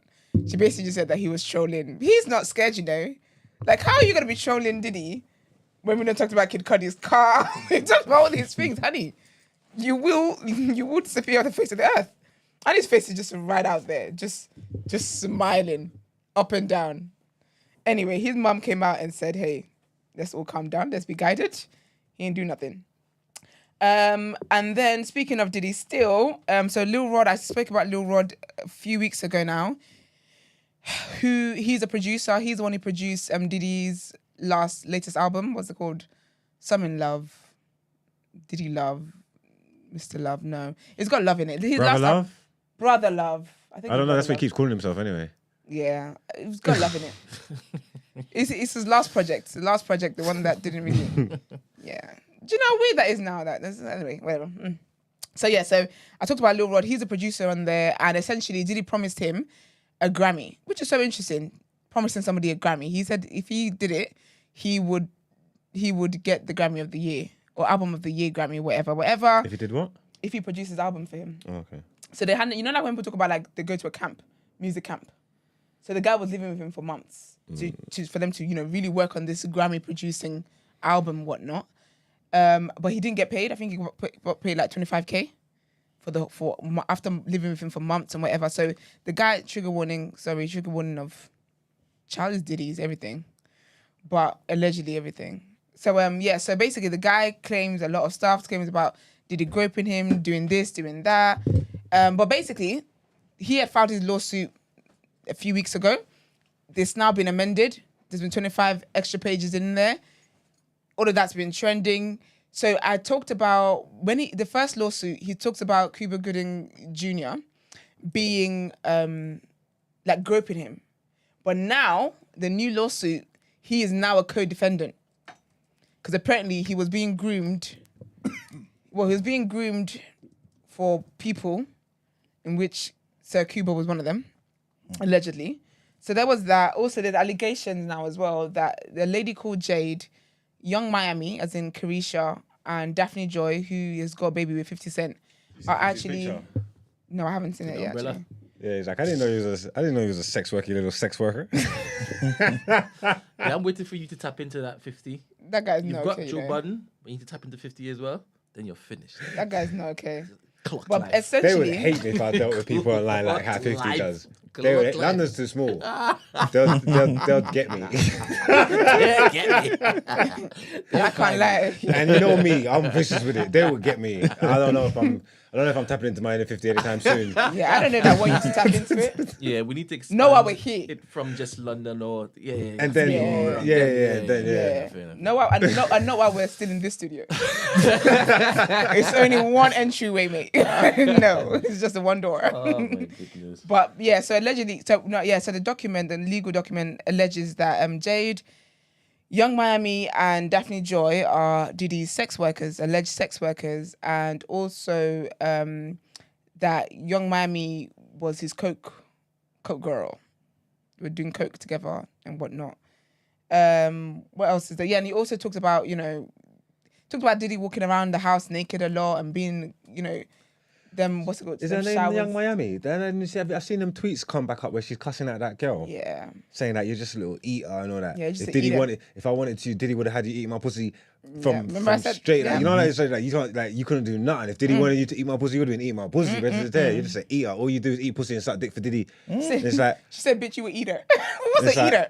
No, but it's like, oh, she told us. She told us in plain sight what it was. Do you know, there's another video people brought up here where she and JT are on the red carpet and With they're that being light-skinned interviewed. girl? Yeah, they're being interviewed. And then Carisha's like, "Where do I know you from?" They ate each other. And the girl was like, them two get at each other. people are speculating, saying they met each other at Diddy parties. They're facts. Because the girl was like, she's like, "Oh, don't you remember?" And Carisha's like, up and she's like, "No, we're I not don't." going to talk about that. I was like, Then she's like, "We're not talking about that." Like, yeah. we're not talking about that. And she's like, "Oh yeah, I remember." And then JT is just standing there like, where you two know each other from? Anyway, speaking of JT though, because obviously the whole cocaine thing, Young Miami's in trending with alongside the word cocaine. They basically tried to say that so JT was obviously in jail for a while. She came out of jail, but when she came out of jail, she was in a halfway house. Cool. There was a live, and this is around like COVID time. So there was a live video of JT in Miami. Obviously, JT was in the halfway studio, and Miami was in wherever she was.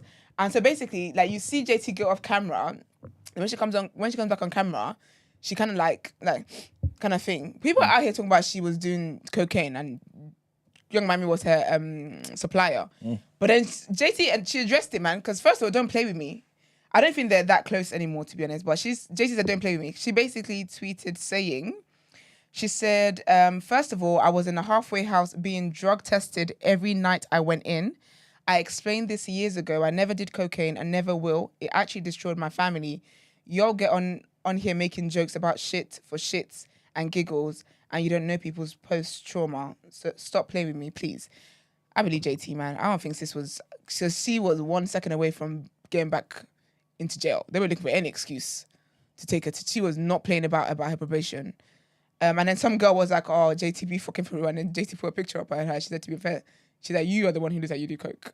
And the girl slightly does. So there was that. Brent, did you say anything else in the document? Yes, I saw everything. I'm not sure if I've covered everything because I wasn't listening. No, I just talk about Young Miami. Related to her? Sex workers. And then I talked about... Oh, he's played with his booty hole as well.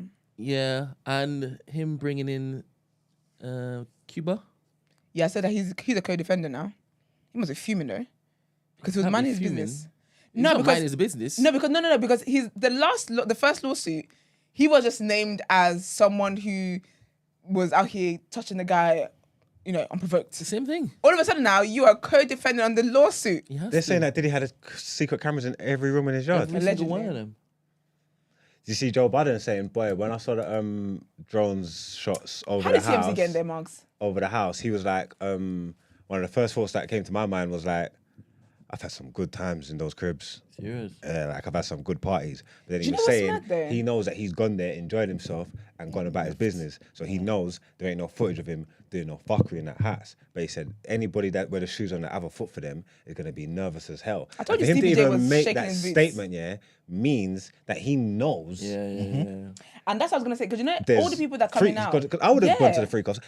You can't have money like Diddy. Like, if you're something, you would have had free costs. You get what I'm saying? There's nothing wrong with having a free cost. Diddy's little freak party. If that's your story. Freak Nick. No, I think obviously the problem is with the trafficking Yeah, and the underage underage girls, and, yeah. and what. It's all the nefarious ABBA activities. You get what I'm trying to say? But Yeah. I mean, But so you I gotta be think careful, the man. interesting thing about the people that keep coming out and saying, "Oh yes, I know about this Diddy and da is that you were there." Yeah, Do you get what I mean? Like, how do you? Like, all of a sudden, everyone's brave to say things now, but then and obviously, I can understand why people wouldn't have come out earlier because that man allegedly began with the people. So Just gotta be careful. this man. is the best time to If say you're it, doing 'cause now nothing FBI illegal, knows. then there shouldn't be no problem. I mean, we've all threw freak parties. You know, we is French. I did Bible studies. I don't know what you're talking about. Am I? Before the Lord's Day, Yeah. you're in the wrong company. You're in the wrong room. That's a married man. I'm Ignore me. Go ahead. holy lifting my hands up. Brent is just in the studio. Speak for The yourself. thing is, when you have the freak offs, right? Everything's about. There's consent. Amen. There's What's consent? You don't. I'm sure you don't ask our Ooh. ages when the age you go to them freak offs. Are people drugged? Are people using drugs as well? That's what I'm saying. There's hella intoxication, right? So once it is you're participating or partaking in them kind of things, brother, everything else, you don't remember nothing. That's why you gotta stay away from them, man. No more freak offs. You know what? And it's crazy how he is remembering or reminiscing that he had so many different rendezvous in that place. been He right? didn't suggest it was sexual activities. He just said definitely he was, said he man. had good times in there. He didn't. The way he was talking, it just sounded like it was good parties. And Yeah, also it was the just way. dancing, yeah. No, also for him to say that he knows That's men dancing there's no with men. footage of him in there. That would also assume that Who he. said he knows there's no footage? But there's footage. Joe of him. Budden. He can't know that. You there's no can't know footage. that. He can if he was in the yard. If I was No, in the but yard, no and you're one then- No, but He it's, has it's secret hidden. cameras. He put them up to get compromised. No, you find that. Okay, listen to what I'm telling you. Yeah, if I find out, after the fact that there's secret cameras in this studio, I can talk and say, well, I'm happy. I'm glad knowing that whatever's on them footage in that understand studio, that. Yeah, but that I'm, makes sense. I'm not on there. I So didn't Joe know Budden that's what can you say said. that. No, but he You didn't said say that. something He said different there's just no footage. I could understand him saying, I ain't doing anything illegal. So even if it is I'm caught on camera, Yeah. then blur. But it's something that you just said just now, he knows that he wasn't filmed. No, He he's saying he doesn't know knows that. he's not on camera doing anything Okay, nefarious. yeah, okay, fair, Cool, fair. cool. That's what fair. he's saying. That's what he's saying. Fair That's enough, fair. fair enough. Do you feel like But that's somebody? if, sorry, man, but that's if he remembers. If he was on drugs, And And Joe he Budden would've been knows on drugs. drugs. Joe Budden knows exactly. drugs. If he was on drugs, I remember because this Lil Rod guy was saying that. Because remember again, when I reported the first time, they were saying how all them deli on drinks were always laced with stuff, and they always said no, these are the ones for the girls, these are the ones for the boys. And even the Lil Rod guy would say that he would get drugged and he would just wake up in the morning. He had pictures of just surrounded by sex workers, and it's like, when did I get naked? When did I get in women? Did I have sex with these women? So Joe Budden might want to be quiet talking about your reminiscing. Sorry, you man. I was just gonna say, because you guys are talking about cameras, do you feel like somebody has access to those cameras and maybe leaked something? The reason why I'm saying that is because this reminds me of. Do you guys remember that Rick Ross video featuring French Montana, where he's kind of impersonating Biggie? What's it called? He does have the size for it. You're nobody till somebody kills you or something like that. I don't remember. That's how French is singing the hook. Basically, in that video, there's real footage of Diddy in the hooks, basically talking to a couple guys in the studio. Hidden, it's basically hidden footage. Obviously, in the video, you just think it's part of the concept. Yeah. But I remember hearing Rick Ross talking about how Diddy sorry afterwards. I was like, yo, how did you get that footage? Where'd you get that from? So now I'm thinking, wait a minute, this is just part of the footage, but obviously somebody else could have Maybe access to it. someone- yeah. Because somebody hollered at Rick Ross to be like, yo, I've got some sick footage that I can give to you to put in your video. You know what I'm saying? Because it will be sick for the hook. So I'm just thinking, this Yikes. footage, obviously, you know what I mean? Because the Lil Rod guy does say he's got footage, like he's got videos ready to go to court. There you go. But he was the one. But he was in charge of taking a lot of videos and stuff. Sorry, bro. In my head, Yeah. when it is you have such a high profile request for a whole house hidden CCTV surveillance, blah, blah, blah, blah, blah. Yeah. Whoever gets that contract, they're making some backdoor done. Especially when it is you're doing it for Diddy. 100%. Do you know what you just reminded me of?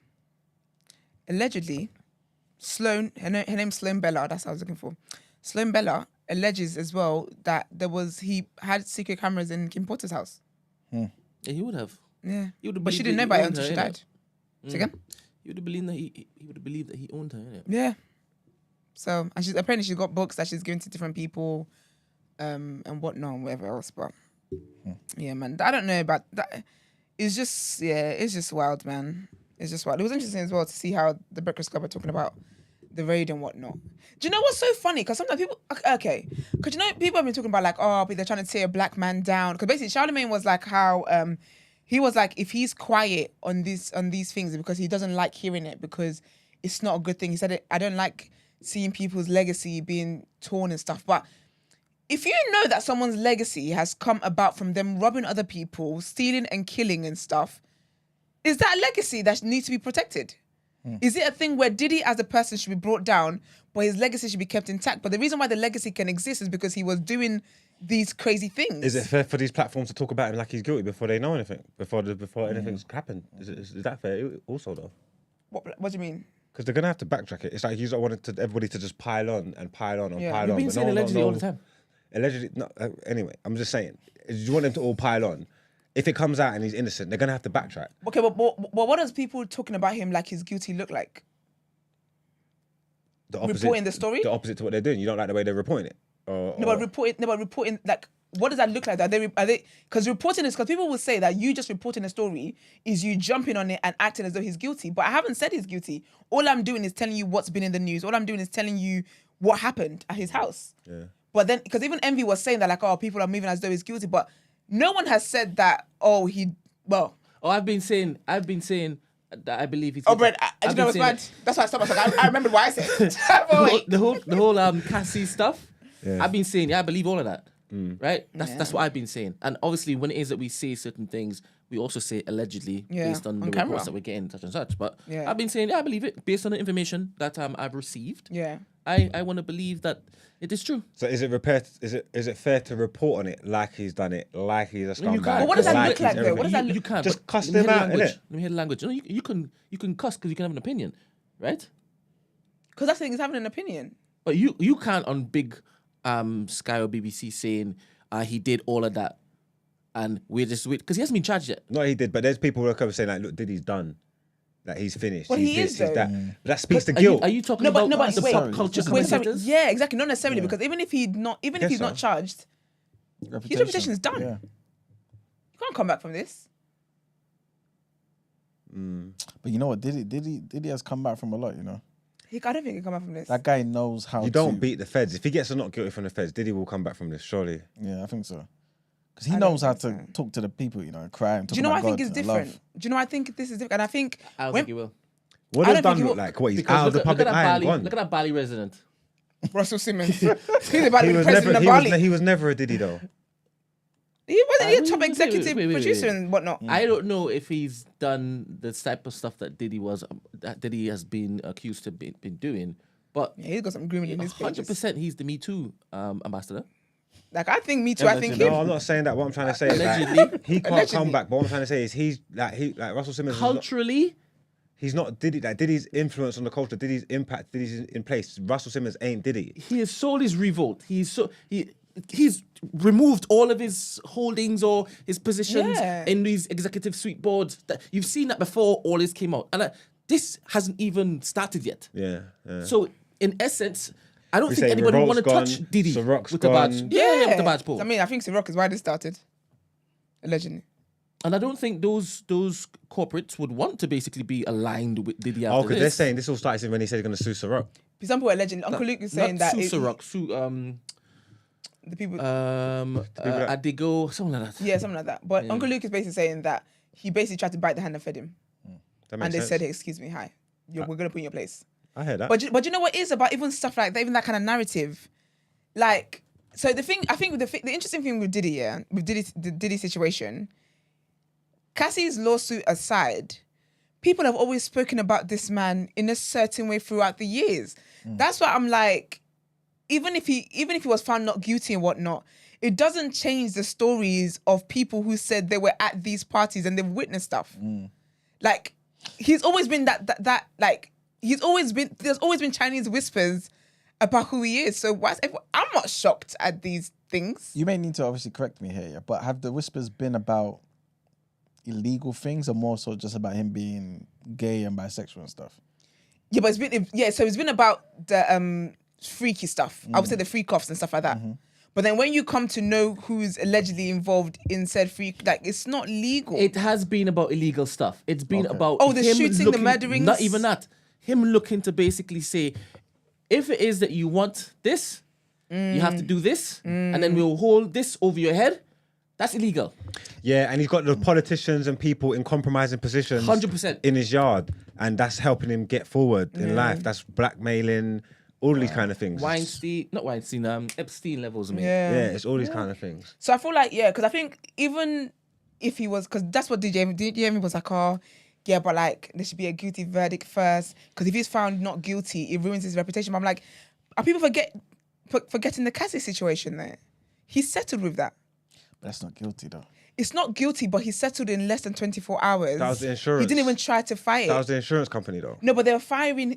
He was gonna let go of all these things anyway. They're gonna fire him anyway. Yeah, but I mean, even though it's a loophole and it's like an excuse, but it was the insurance company, innit? I don't know, man. It was. They're protecting their investment. It's insurance. They made the decision on that. They've got nothing to do with him. If someone accused me of something wild, and Brent and Steven sit me down talking about, we're gonna settle. You've got insurance. I know what that looks like. But if Brent, I know what it looks like. But if Brent said, "I'm doing this for the sake of TV," you've got no say in the matter. And it's going to look how it looks, but he's going to protect his investment and his interests.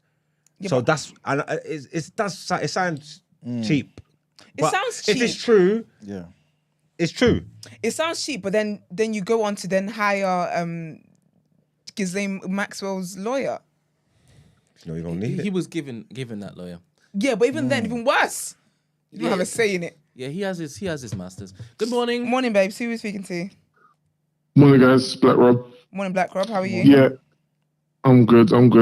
Yeah, I know you guys were. Voice. You might have to call back. Yeah, I got the cold. Yeah, it's a bit distorted. Just call back again. Frenchie. What? You said you got a cold. Oh, you got a cold? Yeah. Yeah, can you hear me? Have you got a cold? Yeah. Oh, that makes sense. Okay, no, you don't need to go back then. You're good. So Feel better soon.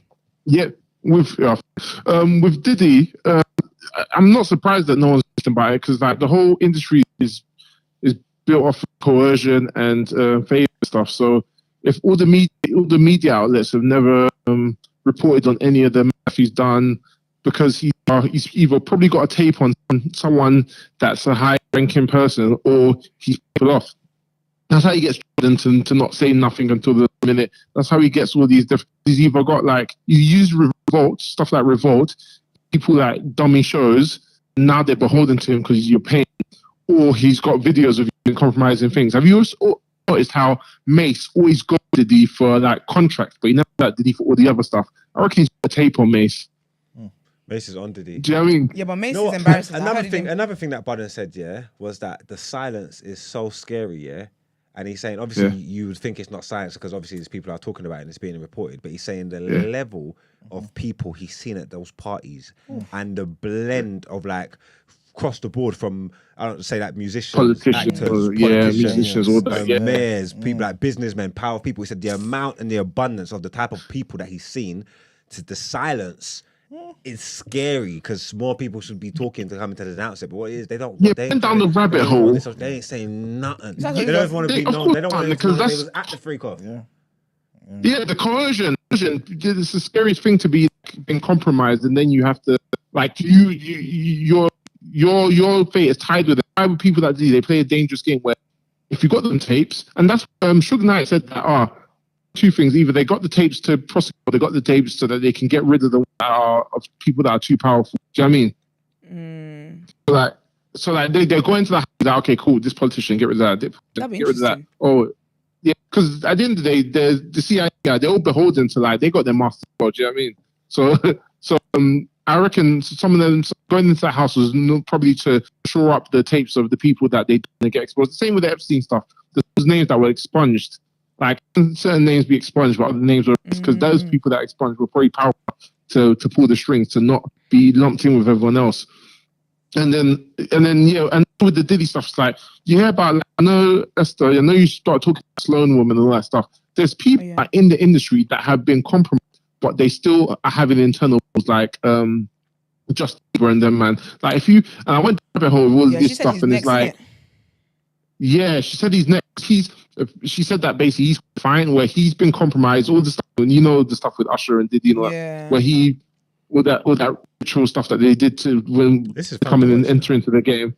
It's all dangerous. Someone's going to raise it to the ground. One of the higher ups, if you pissed off with Diddy, turned around and said, "Burn it down." Yeah, but people say people say it might have been the Diageo because he was trying to mess with the money and the people that are feeding you. They're like, okay, cool, cut them loose. What you are missing that there's going to be a power vacuum. Once they get rid of all these people, it's going to have to get filled. No, they're replacing with someone else. One Diddy, there's like 10 others. Like, it's going to have to be filled. It's going to have to be filled, Brent. It's a red wedding, yeah. Come on, it's going to have to be filled to see the new power players in the game. You better not take your ass over there. This is a time of prosperity. Somebody's going to. A lot of people are going to lose, but how many people? So a lot of people are going to win. Fill the gap. Yeah, there's always other people. He's the biggest void. He's the biggest one. There's always others. There's always others, man. It's just wild. Like if you like the they've been trying to tell us, and like certain people are going to tell us for time. Like if you look at the Justin Bieber Yummy video, it's like watch that video and that video. Yeah. There's a lot of things, and he was trying to basically tell people, this industry's wild, isn't it? There's people that try and use arts to convey messages because outright they'll get duppied, so they be symbolic with it. Like Eyes Wide Shut.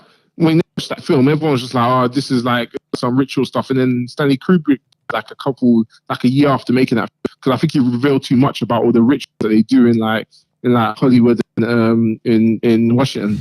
So like a lot of these films and stuff like that, they sometimes trying to tell what's going on without telling you straight, because if they tell you straight up, they'll get in trouble.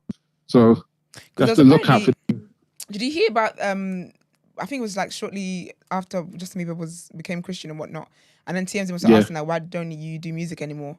And he was like, he lashed out at them like, you know why? And then he wrote a whole article about how trigger warning, sorry, but basically how he was at a party and essentially they told him he has to sleep with the man that they had, and apparently there was the boy a had already bloke been abused by many, and he just felt like he couldn't.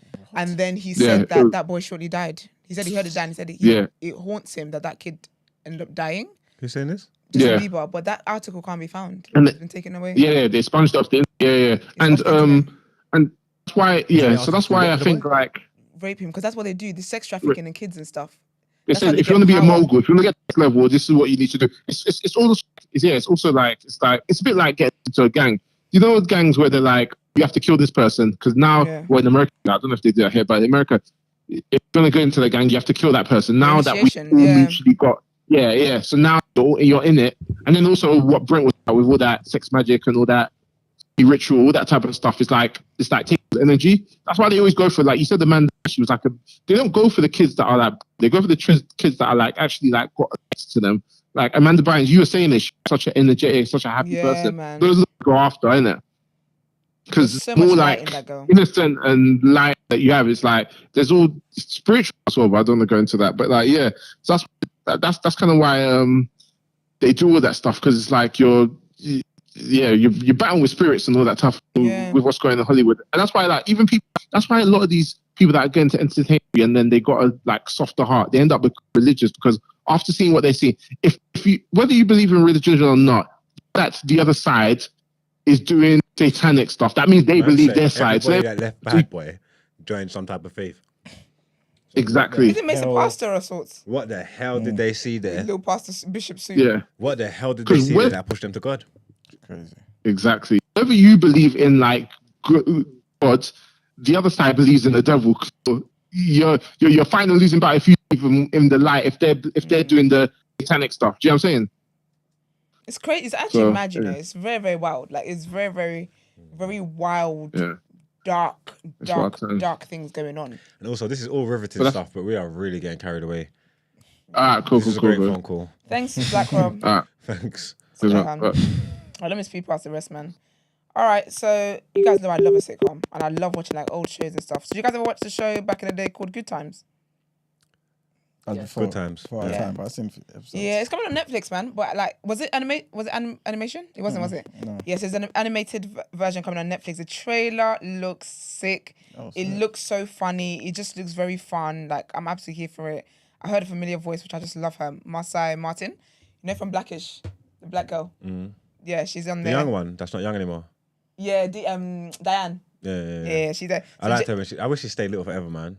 I know she's just the best, man. But she's like a producer and everything. She's just amazing. But so JB Smooth is there. Yvette Nicole Brown is on there. Jay Farrow is on there. Slink Johnson, Masai Martin, and Wanda Sykes. It looks really, really good. So it's coming to Netflix. I don't have the date. That's all good. And obviously as well, I don't know if you guys have seen the Bad Boy trailer. That's been released as well with Will Smith and Martin Lawrence. Martin Lawrence, isn't it? Yeah. That sounds weird though. Oh, yeah, I saw that trailer yesterday. I was thinking, what is this? It must look terrible. I ain't seen it. Bad Boys Ride or Die. Yeah. It must be absolutely horrible. It looks a little funny. Will Smith's good though. They didn't even have the music, the Bad Boy for Life music. No, he played. He was humming at the end. Oh, is it? There was a Okay. scene. It's you know when those shows have like when a film has like kind of funny bits. It's got quite a bit of funny bits, but you know they're gonna show you the funniest bits in the trailer, and then when you get there, I will watch it though. It looks really nice. Also, Young Ad's been trending yesterday, so he went to. I think this video is absolutely hilarious. He went to the jewelers, and basically told the guy he was vlogging at the same time, right on camera, whatever. Tells the jeweler right that he is pledging £10,000 to the Lewisham Mosque, right, to help them build up, blah blah. So he said, "I'm asking you, I'm letting you know this because I want you to match it." The guy goes, "What? All it's on camera." And he said, yeah, he'll do it. But his face was given, no, you raggedy. But yeah, they pledged 20K. You raggedy son of a bitch. Listen, so there's that. But in massive news, man, big news. DLT have announced their first festival. Absolutely amazing. I love this for them so much. So DLT have announced a festival. It's called The Recipe. Guess who they've got coming on, man? Who's headlining? Jasmine Sullivan. They're getting her in the UK after 10 years. That's lit. So they've got Jasmine Sullivan there, confirmed Sir, also Alex Isley, and they've got a lot more to be announced. The tickets are out on O2 pre-sale is the 3rd of April. Also, it's all-inclusive, as in all-inclusive food and drinks, which is really, really cool. So they partnered up with Independent, Live Nation, all that stuff. I guess that's where you get tickets from. It's on the 6th of July at Gunnersbury Park. But yeah, O2 pre-sale tickets come out the 3rd of April, so that's next week at 10 a.m. And general sale goes out on the 5th of April at 10 a.m. So big up DLT. That's amazing scenes. But yeah, man, that is it from me. Let's get into People's Journal.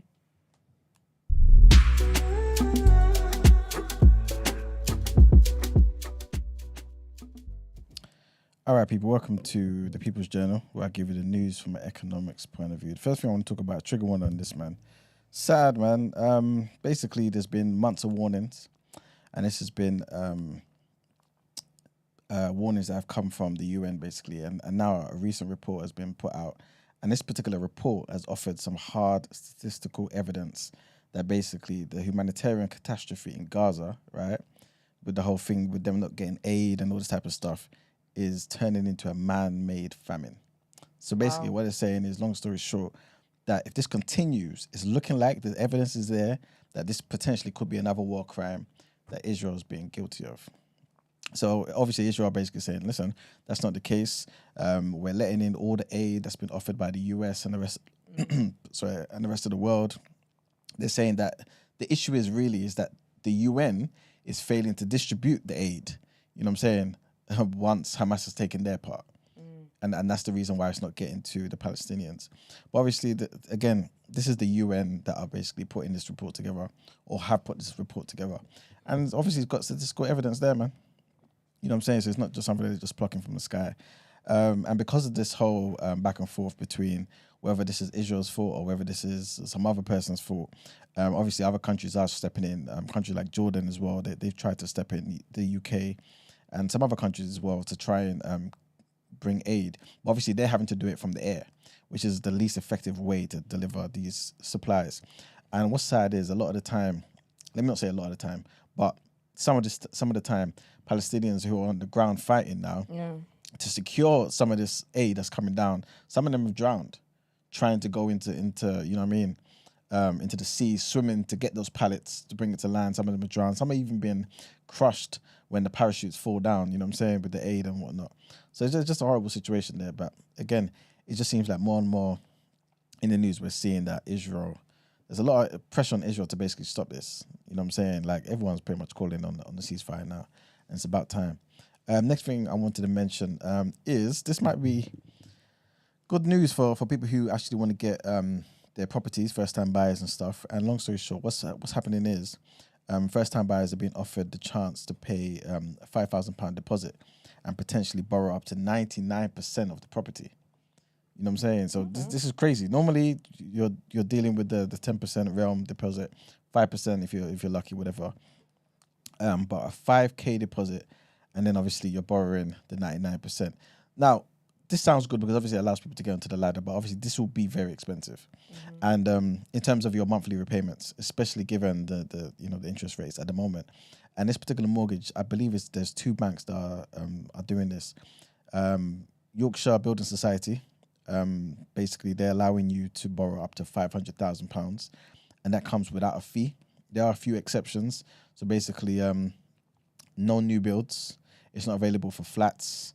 And basically, any of these potential borrowers must pass a strict affordability and credit scoring check. You know what I'm saying? So again, if your credit is cool, you know what I'm saying, and you're not interested in getting a flat anyway or one of these new build properties, and maybe the problem was always trying to get a deposit, this might be something for you. You know what I mean? What they're also saying, I'm not too sure if this is for the second lender. So Yorkshire Building Society. And also, what's the other one is Skipton Building Society. So they've also done a similar sort of package that helps people as well to get onto the property ladder with similar sort of rates. But basically, for the Yorkshire one, buyers need at least 5K, like I said, and they're offering a 5-year fixed interest rate of 5.99%. So that is quite expensive. It's not like crazy expensive if you're considering the time that we're in now. You know what I'm saying? The base rate, I believe, is still 5.25%. So the 5.99% is kind of normal. Granted, I have been speaking about a lot of banks reducing their interest rates now. So you can get, on average, some 3-point-something%, 4-point-something%.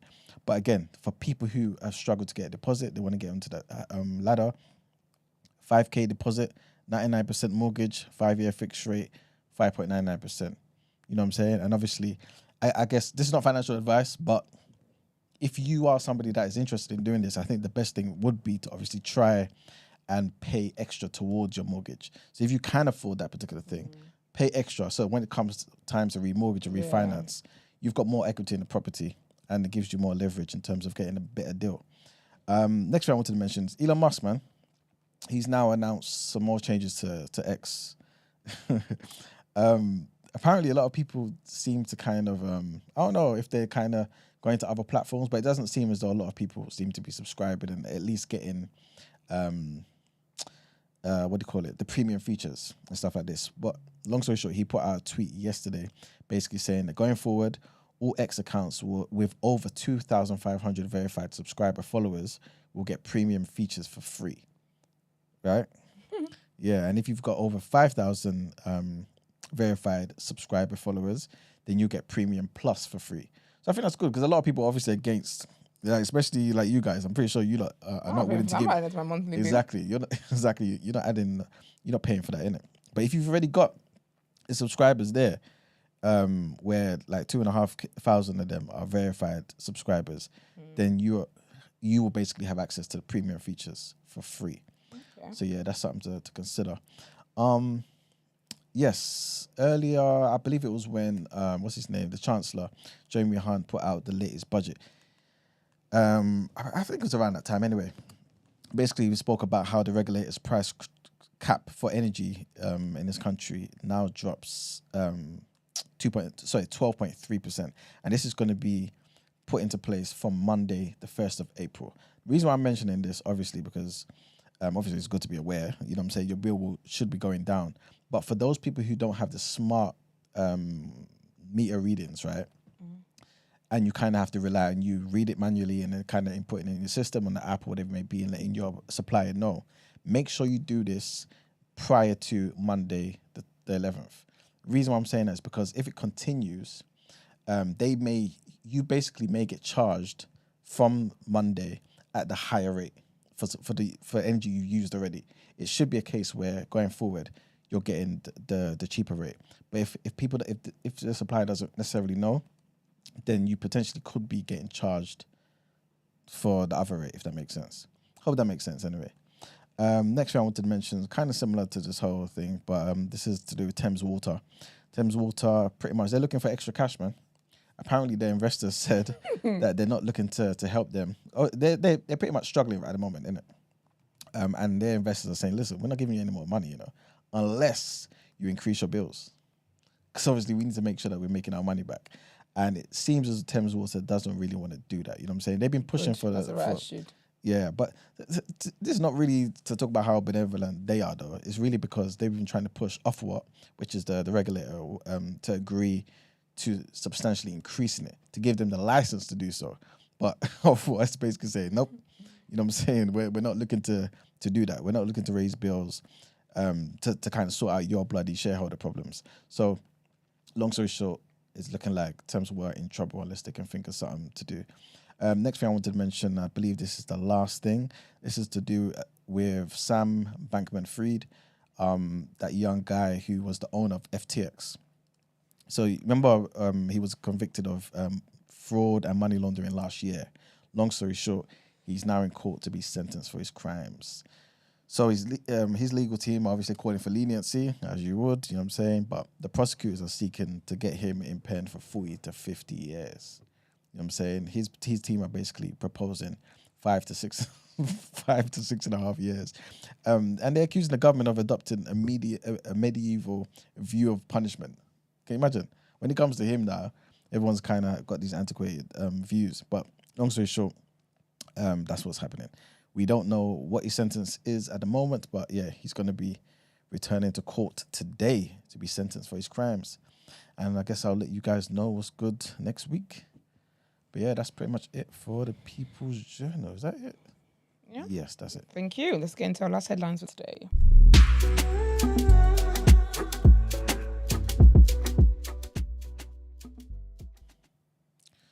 All right, guys. Our last headline, let me put a trigger warning on this. Actually, no, it's no trigger warning, but yeah. Apparently, activists that have been campaigning in America, reparations activists to be specific, they say they're getting close to creating a UN tribunal to pressure the US to settle its $14 trillion debt to the descendants of slaves as part of a global reckoning against centuries of race-based discrimination. So Justin Hansford, who's a Biden administration nominee, was speaking to Daily Mail, and basically just was speaking about how, they're really putting in the hard work, the efforts to launch a UN reparations tribunal at the World Body's Permanent Forum on People of African Descent in Geneva next month. The tribunal will assess the harmful legacies of the transatlantic slave trade, colonialism, and Jim Crow segregation, and also push America and other governments to apologize and compensate those still suffering the effects of those things I just mentioned. Again, Hansford, he's a Harvard University law professor. He was speaking to Daily Mail and he said that this is a chance for us to pave a new pathway for justice for the entire world. He and other envoys will hash out a framework for the tribunal at the Palais des Nations from April 16th to 19th, and they're looking to propose a scheme to the UN members for approval in subsequent months as well. The tribunal plan is a long shot. This is what people are saying. Efforts at the UN frequently take years and even decades to get off the launching pad. But at least they're doing what they're doing. And I believe is this the last one? Okay, yeah, sorry. I think you kind of mentioned this already, actually. This is about Jussie Smollett. What happened to him? Well, the Illinois... Did you mention it? No. I mean, I've used him as a reference. Okay. Well, the Illinois Supreme Court will hear an appeal of the actor Jussie Smollett's disorderly conduct conviction for staging a racist and homophobic act against himself in 2019, then lying to Chicago police about it. Right? Against himself will always take me out. So the court on Wednesday accepted the appeal from him, and it will review a December state appellate court ruling that upheld his 2021 conviction by a Cook County jury. The case kicked up an international uproar and produced an intensive manhunt by Chicago police detectives. There's no date set for the High Court to hear arguments in this particular matter, but his attorneys have argued that Smollett, who is black and gay, has been victimized by a racist and politicized justice system. Yeah. Our next one is a trigger warning, and basically sad news, man. Obviously, I think, Mark, you made reference to this earlier in the show about, the whole train thing, innit? I think that's happening on the train. Okay, where a man is now in is in a life-threatening condition. Do you know how wild that was? Crazy, innit? Even like the video of it and everything. And there was a woman that was obviously calling 911 and talking about, not 911, what, we 999? Yeah. 999, yeah. But then it's like, people just sat there and people talking about how, like, as London, sometimes people are so desensitized to seeing stuff. Yeah. Everyone was so calm. Because you need to mind your business. That's stuck on a moving train. Yep. Like you're calling police and talking. Say he turns on you. Yeah. Some people was trying to be invisible. That's what they was trying to be. Can you see? Did you see? Can you not see what I see? Yeah, it was a precarious situation for. Yeah. But you know what's sad though? Is that whenever I see these situations, when it comes to like something happening, it's always the men that are quiet though. Respectfully, man. Like men never ever jump in and like want, even if it's an open space where you can actually like help and whatnot. They've probably done math. He was always stabbing quiet, another man. He was stabbing That's a man. exactly it. Maybe he's only stabbing men today. Yeah. I don't know. Men know what men are capable. Men know what men are capable of. Yeah, it's sad though. It's very, very sad. That's so traumatic. That's so. It's horrible. Yeah, that was sad, man. But yeah. Question: just whip around the room. What would you have done in this situation? Let's to the Abbott carriage. Start with Esther. I am, I'm getting on all fours. I'm crawling to the next carriage. Then when I'm in a very safe distance, then I can make a phone call. But I'm not making any sudden movements that makes you think, oh, actually, you look a bit juicy. I might attack you next. I'm not screaming. I'm not doing I'm very okay. Yeah. And calmly making my way out of this environment and then calling for help. I'll definitely call for help. I can't just not call for help. I'm not calling for help in front of the killer. Talking about, he's black, tall, this. Excuse me? So he knows I'm stitching. Oh, honey, nope. My girl. What would I have done? Yeah. You sleep. Yeah, I would have been asleep. I would have left. Or pull the emergency stop button. I'm getting off. I don't want to be there. I think I would have pressed the emergency stop. I just would have left. I just would have left. This is a bug me. Like Beckenham, that around that route, you only ever see the back of houses. You just jump into someone's garden. I would have pressed the emergency stop. I would have been out of there. I didn't understand the police didn't get him there because they should have been at the next stop.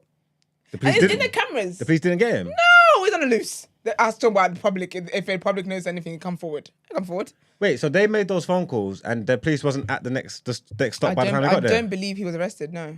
Oh, okay. I don't believe he was arrested. Because I was watching that video assuming he was screwed. I thought he was screwed. But I don't know whether they've caught him now. But when I was reading through the comments and stuff, it did not seem as though they'd caught him. I think it's just a matter of time, to be honest. Matter of what time? The perfect time was there. There should have been a Shortland station. As soon as he gets out, He had a mask on. They might not never know who. They might not never catch him. He was a guy with a machete. He wasn't even a knife. My friend. Remember the London riots? Claiming that everybody going out with masks on, you're not going to get found. They have cameras everywhere and they follow you. They never got everybody. Obviously. They got a lot of people. I know bare people they didn't get. Obviously, but I'm sure they got people that thought, I have a mask on, nobody's catching me. And your dog kept booted in. Oh, yeah. Yeah, but that's different. These people are known to the police. You get me? They're watching us and they're studying that and they grew up with us and they're watching us for years. So there's certain officers that could have said, that's Margs. Like, I don't need to see his face. I know this done. Like, that's him. You get me? And then they can get on you. From that video, I mean, I don't know, but... They're going to trace. You know, where they can trace, they go trace. Laughing boy just said women will be standing there talking about Tunde. No, stop, that's not you.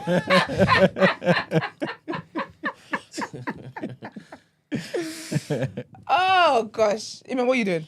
I'm Brent. Nah, what you guys did. Boy, that's when I activate the black man blood. I'm telling you, that's when I activate the charm that I got, man. I'll disappear, gone. No, you turn into a goat in real person. Oh dear. Yeah, that ain't the time for humanitarian That's sad though. It is sad, but because if you're the one being attacked, like you would wish someone would just step in. yeah, but I understand. I would understand if they don't. You would. No, I really would. Yeah, I really would. No, I really would. I saw what he had. You know what I'm saying? So No, unless like, you've got something, I But sometimes understand. people don't even have that much. Like people are getting jumped and whatnot, and then they just don't. Yeah, that's different. That's If you're different. just getting jumped. But people don't though. People still wouldn't because they're like, oh yeah, but what if he has this? What if? True. Ben, what are you doing anyway? Because Honestly, Esther, man, if it's a woman, I'm not thinking twice. I'm looking to basically take off my jacket. now you have to keep jacket on. That's padding. I can't keep my jacket on because I'm going into him and he's got this knife, right? And I'm just run into him. I have to wait until his back's turned, right? And I'm thinking, can I do this? Can I do this? If it's a woman. If it's a guy, I don't think I'm doing that. I think I'm saying what Mark said, like pull the alarm and then just like shouting. What? As you run away? No, I'm not gonna Get run him, away. get him. I don't see myself running away. I see myself because I don't think he's coming to stab me next. No, but he's gonna pull. You're putting the alarm. You're making a scene. He's definitely gonna come for you. Make as much noise as possible is what I'm saying. And they say Make they're him calling the police. Do what you have to do. Go. You've done what you've done. You've done what you've done. Just go. See, you're He's had trying to- enough. Go. You're negotiating with I terrorists. don't get involved in people's business. Self-preservation is at the I didn't say forefront you should do of it. all my She minds. asked me what I would You know, do. in fact, man or woman. Only thing, obviously, children are always different to me. So I'm not watching on. Oh, You're yeah, talking, yeah. talking about my comment about the woman. I don't crazy. think I Yeah, can nah. basically see him I'd leave that. stab up a Unless black if woman. it was and I look to move to do if it was a something. terrorist situation and I knew that this person's going wild and everybody in this carriage is in trouble, I'm getting him. You get what I'm saying? Wait, what's the about? Because it's a terrorist. Yeah, it's Wait a self-preservation. minute. I'm on It's coming from you, self-preservation. innit? He's coming for me. Wait a minute. That wasn't anyone else's But if that was just business. their business, that's their business. I don't get involved in people's business. Wait. How are What you was the going ran- to see it? How are you going to know it's a terrorist? How the hell are you going to know it's a terrorist? If he's erratic, if he's coming for everyone, If he's anyone, erratic, if if he's he's- looking Well, like... Because he would have just been, he would have been looking like... what he done with Just my man seemed imagine. very personal. If course he it was was. if he was a terrorist, that wouldn't be like that. That was a personal issue. He was Exactly. on him. He already stabbed him. He already got him down. Yeah. Do you know what I'm trying to say? If it was frenzies attack to everybody, he would have went boom, boom, boom. On to the next. You know what I'm trying to say? No. Him and him was engaged in something. That's Guaranteed, people's business. we are filling in the gaps that we don't know about because you only saw a clip where he was already on the floor and was doing what he was doing. We don't know what happened beforehand. We don't know if it is that this guy pulled something out or some next person ran away and he just happened to we don't know any of that, right? Now, bear in mind, you could be right. Probability is they're probably ops. Probability, right? Based on how he looks and thing that's in his hand, probability, right? But let's just say a terrorist-looking fella. You can't see because he's got mask on and he's got a belly on. He's got everything on, so you don't know if he's a terrorist looking, right? Because I don't know what you meant when you said. I don't know what you meant when you said he's a terrorist. That's a I thin suppose he line. had a knife. And don't go on as though we don't have reports in the past of terrorists actually running around just stabbing people. Yeah. Randomly. So the same setup could be true.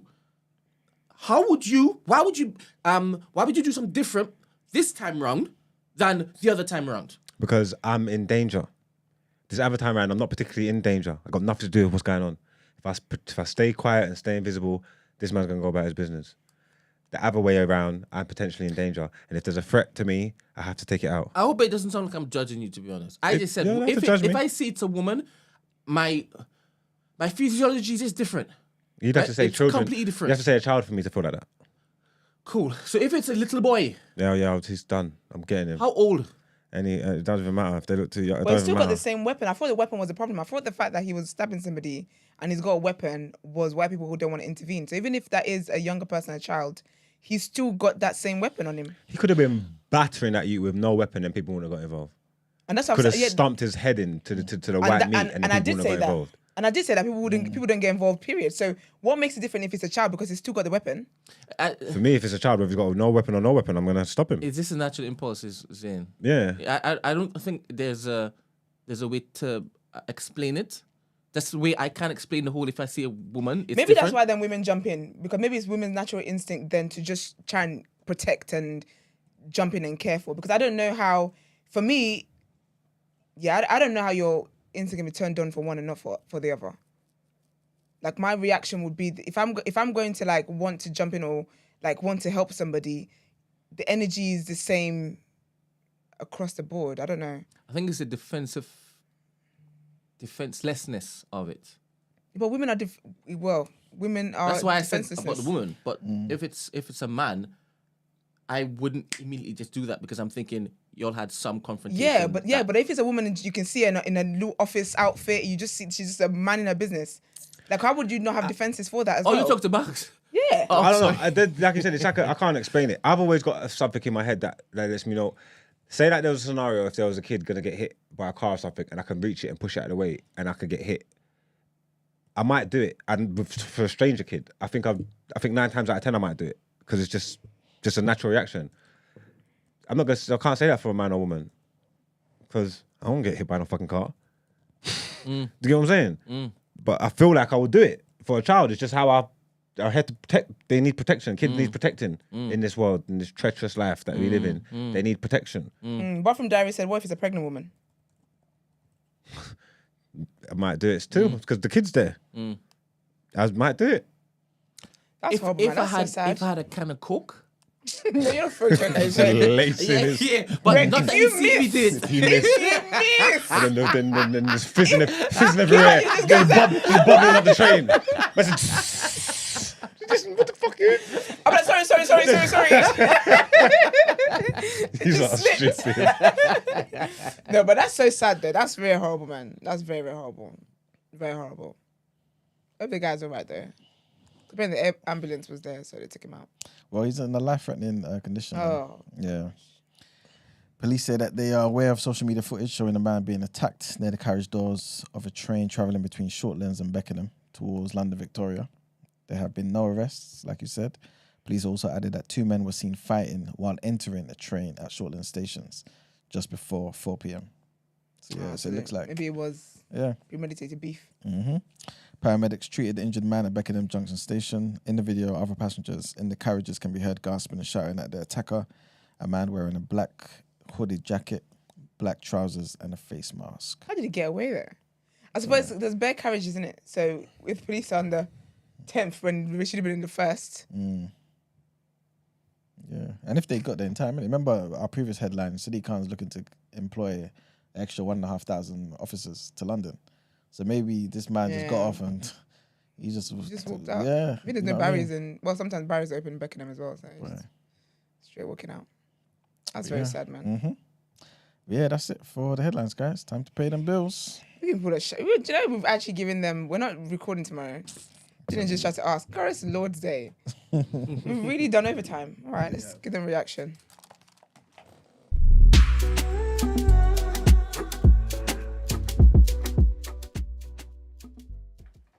Yeah, well, I've reached my quota for the day, so you are going to get it. You said go on Sky Sports. Some people played football yesterday. You missed it, so. dear. You are going to get this hard and fast. No Diddy. I was about to say, no Diddy, love. It says here, apparently, Arsenal have a 10-man shortlist for the... Sorry, welcome to the reaction. You know what it says. I think don't cost them out.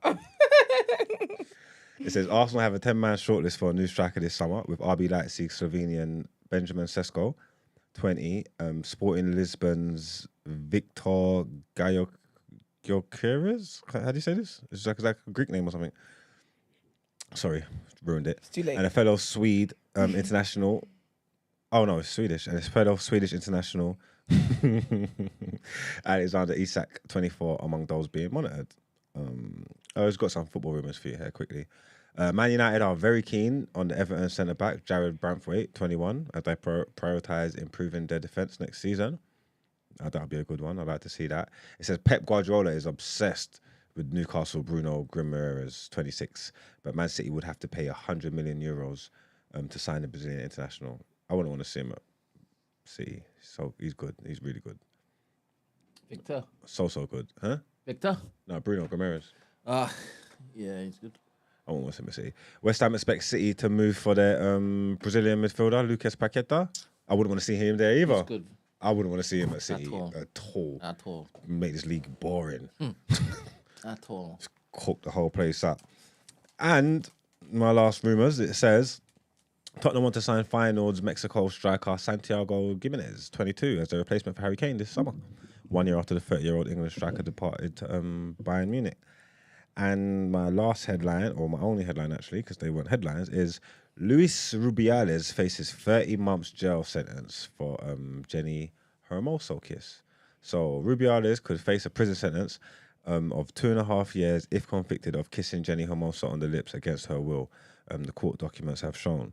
The former Spanish Football Federation chief has been charged with 1 account of sexual assault and 1 of coercion in the aftermath of his kiss, offences carrying a jail term of 1 year and 18 months respectively. The 46-year-old grabbed Hermoso and kissed her on the lips on the 20th of August during the awards ceremony after Spain beat England in the Women's World Cup final in Sydney, sparking global outrage and causing a national debate in Spain about sexism.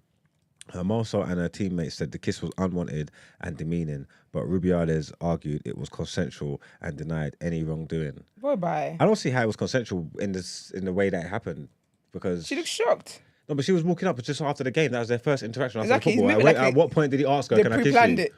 Yeah, at what point did he say, can I kiss you, baby? When you come up, when you win, if you win, you get in his lips. I couldn't imagine being kissed by a man I don't want to get kissed by. He said, if you win, you get in his lips, baby. He said, okay, daddy. Ew. Oh. Yeah, man, give him all the time in jail, man. You can't be going around lipsing people. That's so disgusting. Okay, well, the police were also reported to have raided his apartment in a P. Diddy style. Okay. No, it didn't say that. But it did say they raided the apartment in Granada belonging to Rubiales, who was banned from all football activity for 3 years in October over his misconduct at the World Cup final. What raided the apartment for over lips? I mean, it's bad lips, but still. What's the girl up in there? Maybe it's a conspiracy. Maybe he's lipsing on people without consent and he's trapped them. You know, people be doing these days. All right, cool. Saka said if she speaks, she's in big trouble. What have you got to say about this? What? Speak. Speak. Before we end the show, speak. Because I want to know what it is that you got to say.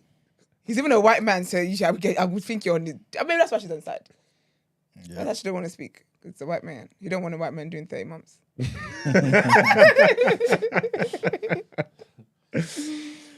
the end of the reaction, people. Let's get to done Out Ere.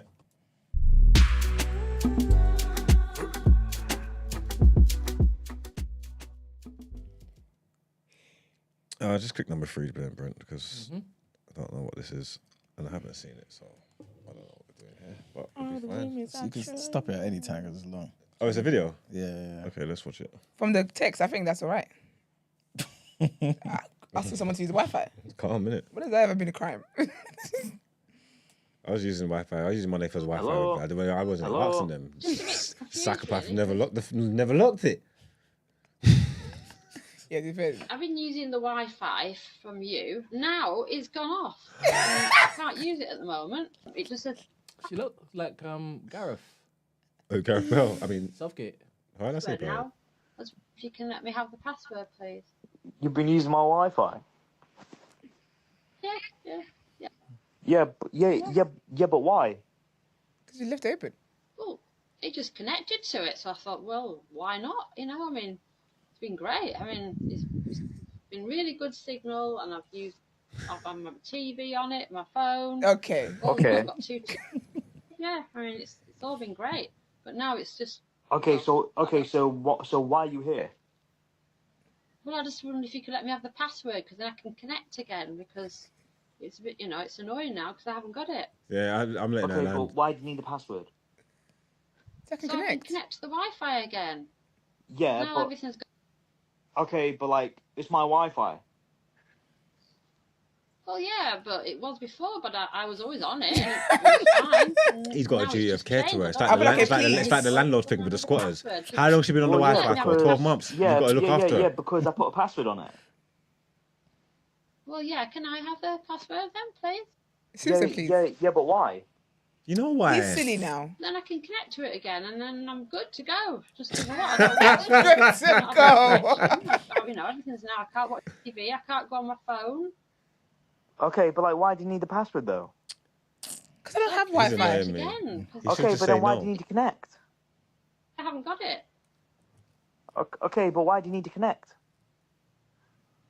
Well, otherwise I've got no Wi-Fi. Yeah, but I'm saying it's my Wi-Fi. It was always your Wi-Fi. And that's what she said. Yeah, but I'm sure you can let me have the password. That'd be really good, please. Yeah, but I pay for it. Well, that's fine. You know, I'm sure you don't mind sharing. Okay, but who said that you could use my Wi-Fi? Well, nobody, but it was always there before. I just don't know why it's changed now. And then the password. I just thought if you could give me the password, we could carry on and still be good neighbours. It's a good neighbourly thing to do, isn't it? I'll buy this point. I don't use your I wouldn't Wi-Fi. give it to you, though. I can't even lie to you. I wouldn't give it to her. I love Exactly. Audacity. So why are you using mine? Because it was there. It was free. Oh, she got Wi-Fi. You know. She don't have no Wi-Fi. But if my door was open, you're not going to just come inside, are you? And make yourself a cup of tea. Oh, potentially. She's thinking about She's thinking about it. I don't know. I don't know. I might do. I might do. See. But yeah, I mean, you know, what's the point? It's not costing you any more. If I use it, then, you know, in fact, the neighbour next door, they might want to use it too. Okay. Okay, so then, but I'm not going to let them use it. You didn't plead your case yet. Well, just give me a hint of your password then. No. Have you seen? No. Oh. Have you Oh, seen that the was video funny. yet? It's kind of like that, where there's a landlord renting a house out, and she asked the girl if she can find somewhere to be, because she's got friends coming over, and she wants her friends to be in the house. And the girl was like, but I pay rent. And she's like, yeah, but I need the house. And she's like, I'm not asking for a big deal. It's just for the weekend. Like, I'm not asking to stay away forever. It's just the weekend. I need it. But she's like, yeah, but I pay rent. She goes, yeah, but it's my house. She goes, yeah, but I'm paying you rent to live here. So this is not yours for the duration of my contract. It's like, oh, you're just being so difficult. It's just one weekend. And she offered him a hotel. Oh, yeah. For the duration. So funny, man. Yeah. That's, Some people are just that's like clueless. reasonable, though. No, it's not reasonable. I'm gonna put you up. Don't be silly. That's what she said. And she's like, no, but I don't want to leave my home. Rude boy, it's not your home. It's my home. I need the crib for 2 days. Yeah. Yeah, I'm gonna pay for any inconvenience. I'm gonna put you up. We're gonna make sure it's a nice hotel as well. You know what I'm saying? And then he said, but I have all my belongings here. And then she said, don't worry. Don't worry about it. I'll make sure they don't touch it. Yeah. I heard that as a landlord. Yeah, you're done out. You're the one who's done out here today. So, 100%. so with this lady, what we saying? Are we saying she was kind enough? It sounds as though she's not right in the head. She doesn't have Wi-Fi. I don't know if it is that she doesn't have it because she realized that she can get it over there. I don't think that's the case based on this particular scenario. We letting her have the Wi-Fi? I promise you, I know me, I'm an idiot. If I had that interaction with that person, they are gonna leave with my Wi-Fi. I'm giving her. I will give her Wi-Fi halfway through that. But you know, I don't even think it's a thing where she's not right in the head. I think some people just don't have social awareness sometimes. So she doesn't see anything wrong with what she's asking. Like, it's not a big deal to her. She's like, it's a good neighborly thing. And you know why people love the good neighborly thing? And they do like their own Wisteria Lane. They love a good neighbor type stuff. I'd give her the Wi-Fi because it's funny. Like, I wouldn't believe, I would be in shock of the audacity. I wouldn't I'd give even her the feel like Wi-Fi. I've been duped or hoodwinked. She's right. You've been, for whatever reason, you She's left it not open. right. No, For but she said whatever the price reason, don't change. you've left it open and it's been open this whole time and I've used it and it has not brought you any inconvenience and the price has not changed. Furthermore, like nothing's going to change here. Just the fact that now that you know that I'm doing it. This is like you're being a bit bad man. You know what I'm trying to say? I was nice about it. I was honest. I was upfront. I clearly need it. I don't have any Wi-Fi. And could I get it back, please? You don't, under no obligation to do it. Don't get me wrong. And again, I would only do it because I'm an idiot, and I would enjoy that interaction. I'd think it was funny, and I wouldn't be able to believe the audacity. And I'll be like, you know what? You know what she'll definitely I'll get be from like, me? you know what? Is when she said, give me a hint. Take the Wi-Fi. When she said, give me the hint of your password. Oh, you got it, honey. Yeah, I was like, you know what? Yeah, you can take definitely it. say, you're funny. Take it. Would it I would depend? say, don't download too much. Don't download nothing. Yeah, it's the streaming stuff. Yeah. Would it depend on how to make a what bomb. day she catches you on? Yes. Okay. Yes. Because that type of interrogation, it would rub you up the wrong way if it's a particular day. Yeah, she caught me on the wrong day. She's screwed. Yeah. Come on the wrong day, but get off my Yeah. She caught me on the wrong day. I'll cuss her out of her skin. She'll move out. She'd have to move out the area. My good neighbor. The worst neighbor you ever had. Oh my. That's funny, man. All right then. So who's done out there? I don't want to give her done it, yeah. I think the guy for acting like he doesn't know why she need the Wi-Fi is done out. Yeah, just keep asking her, why do you need the password though? She's just like a connect. So I can connect, you idiot. If I ain't got a password, how the fuck am I going to use it? Like, stop asking me stupid questions. She's funny. She's like, okay, give me the hint. Yeah, the amount of people that come through here that basically use the Wi-Fi, I could entertain like a neighbour using it without any problem, right? But if that neighbour is doing stuff that hugs the bandwidth, that's a problem for me. Because I need the bandwidth. Yeah. Outside of that, feel free. But that's the thing, though, because say she was like a terrorist or something, yeah, and then the police are now chasing IP addresses. Are you coming up? No, you can still see the computer that she's she's using. in there. Yeah, Okay, so it's fair not a case where I'm going to get. Yeah. Because that's where we draw the line, boy. I used one of my neighbour's Wi-Fi's for so long, and then he done the same thing and he locked it. But I was in the block. I didn't know where it was coming from. Because I think if I knew where it was coming from, I would have knocked on the door and been like, Excuse me. Excuse me. Excuse me. Because like, we've been in a thing for like 8 months now. You don't know about it, but I mean, you didn't know about it, but we've been going together for like 8 months. Oh my goodness. Oh gosh, all right. He's done it, yeah. Let's get to that, Tro.